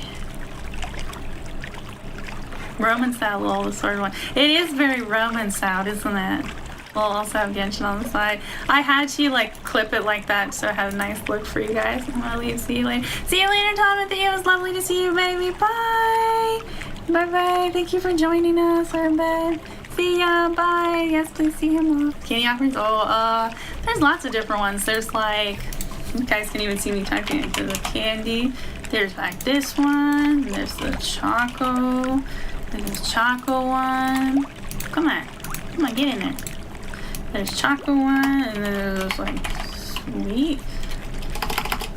Is it like lolly? There's the lolly one. And then you have like, what else is there? Is there like pudding? Flan. Oh, I know, I've seen it. Is it under? Yep, here's all the food. Let's see what we got here. Oh, dongo are sweet. Give him some dongo, give him some ice cream, give him some of this. There's cupcakes and cake. Look at all these cookies and donuts. Look at all this shit you can give Lord Filbert. All hail and praise. Ooh, some boba tea. A nice little drinky drink. Some coconut milk. Lordzilla. I haven't planned in a long time. Yeah, it's pretty good. Thank you, Bacon. Thank you for the offering of ice cream. Any of these are acceptable to Lord Filbert. I'm not sure about that, Lordzilla. Not so sure about that. Okay, anyway, you lovely little ladies and lads and non-binary babies, I'm gonna go. Let's go to our ending stream. Da-da. All that makes me want to go to this sweet shop and see. Yeah, you should go try it out, always. And the reason I brought up this lake is because we added this little pond here. Because I still forgot to fix my music. My little music box music. So here you go. We'll end with some nice little peaceful lake sounds. Because there's Lord Filbert. There he is in his super ghosty form, floating above a pond. Bit of coffee and chocolate. I think that's lovely. Thank you for joining me today, everyone. Everyone I can see in chat right now. Flash, Bacon, Timothy, Lordzilla. Last Victorian was here. Was Pizza Queen here? I don't remember. All my friends that popped in. Ninja was here. Cake for Filler. Thank you, Flash. Thank you. Everybody who popped in today. And Karina, our brand new Entourage member. Thank you for joining the Entourage. Let's see. Ninja was here. Who else was here? Coffee was here. Let's try to acknowledge the last Victorian, of course. Sumo popped in for a moment. We have formerly G&G. We had Zone. Oh, and anybody else I forgot? I didn't mean to forget anyone, but it's not letting me scroll up anymore. But thank you for joining me today. It's lovely. Thank you so much for lovely streaming. Oh, thank you for enjoying it. I'm glad you guys had a nice time. We'll continue the ASMR on Sunday. Filbert looks adorable, doesn't he? Look at his adorable sweet boy. He's not so looking. It's a great ASMR stream. Yeah, don't forget to look at a mute Carl's back. Yeah, I won't. I'll try to remember. I'll keep the tab open. I want to hug Filbert. Maybe you guys will get a huggable plush someday. Maybe. Who knows? I got a lot of plans. A lot of plans. Anyway, I'm going to shut up now. I will see you guys. So the next stream, though, is on, what is today, Saturday? Monday, we are going to be continuing and finishing Soma. So I will write up my schedule now, and I'll see you guys then. Thanks for streaming. Genshin World has a lot of stories to offer everyone, but everyone can enjoy it. I hope so too, Megan. I hope so too. Me too, Flash. Yeah, bye. Love you guys. Bye.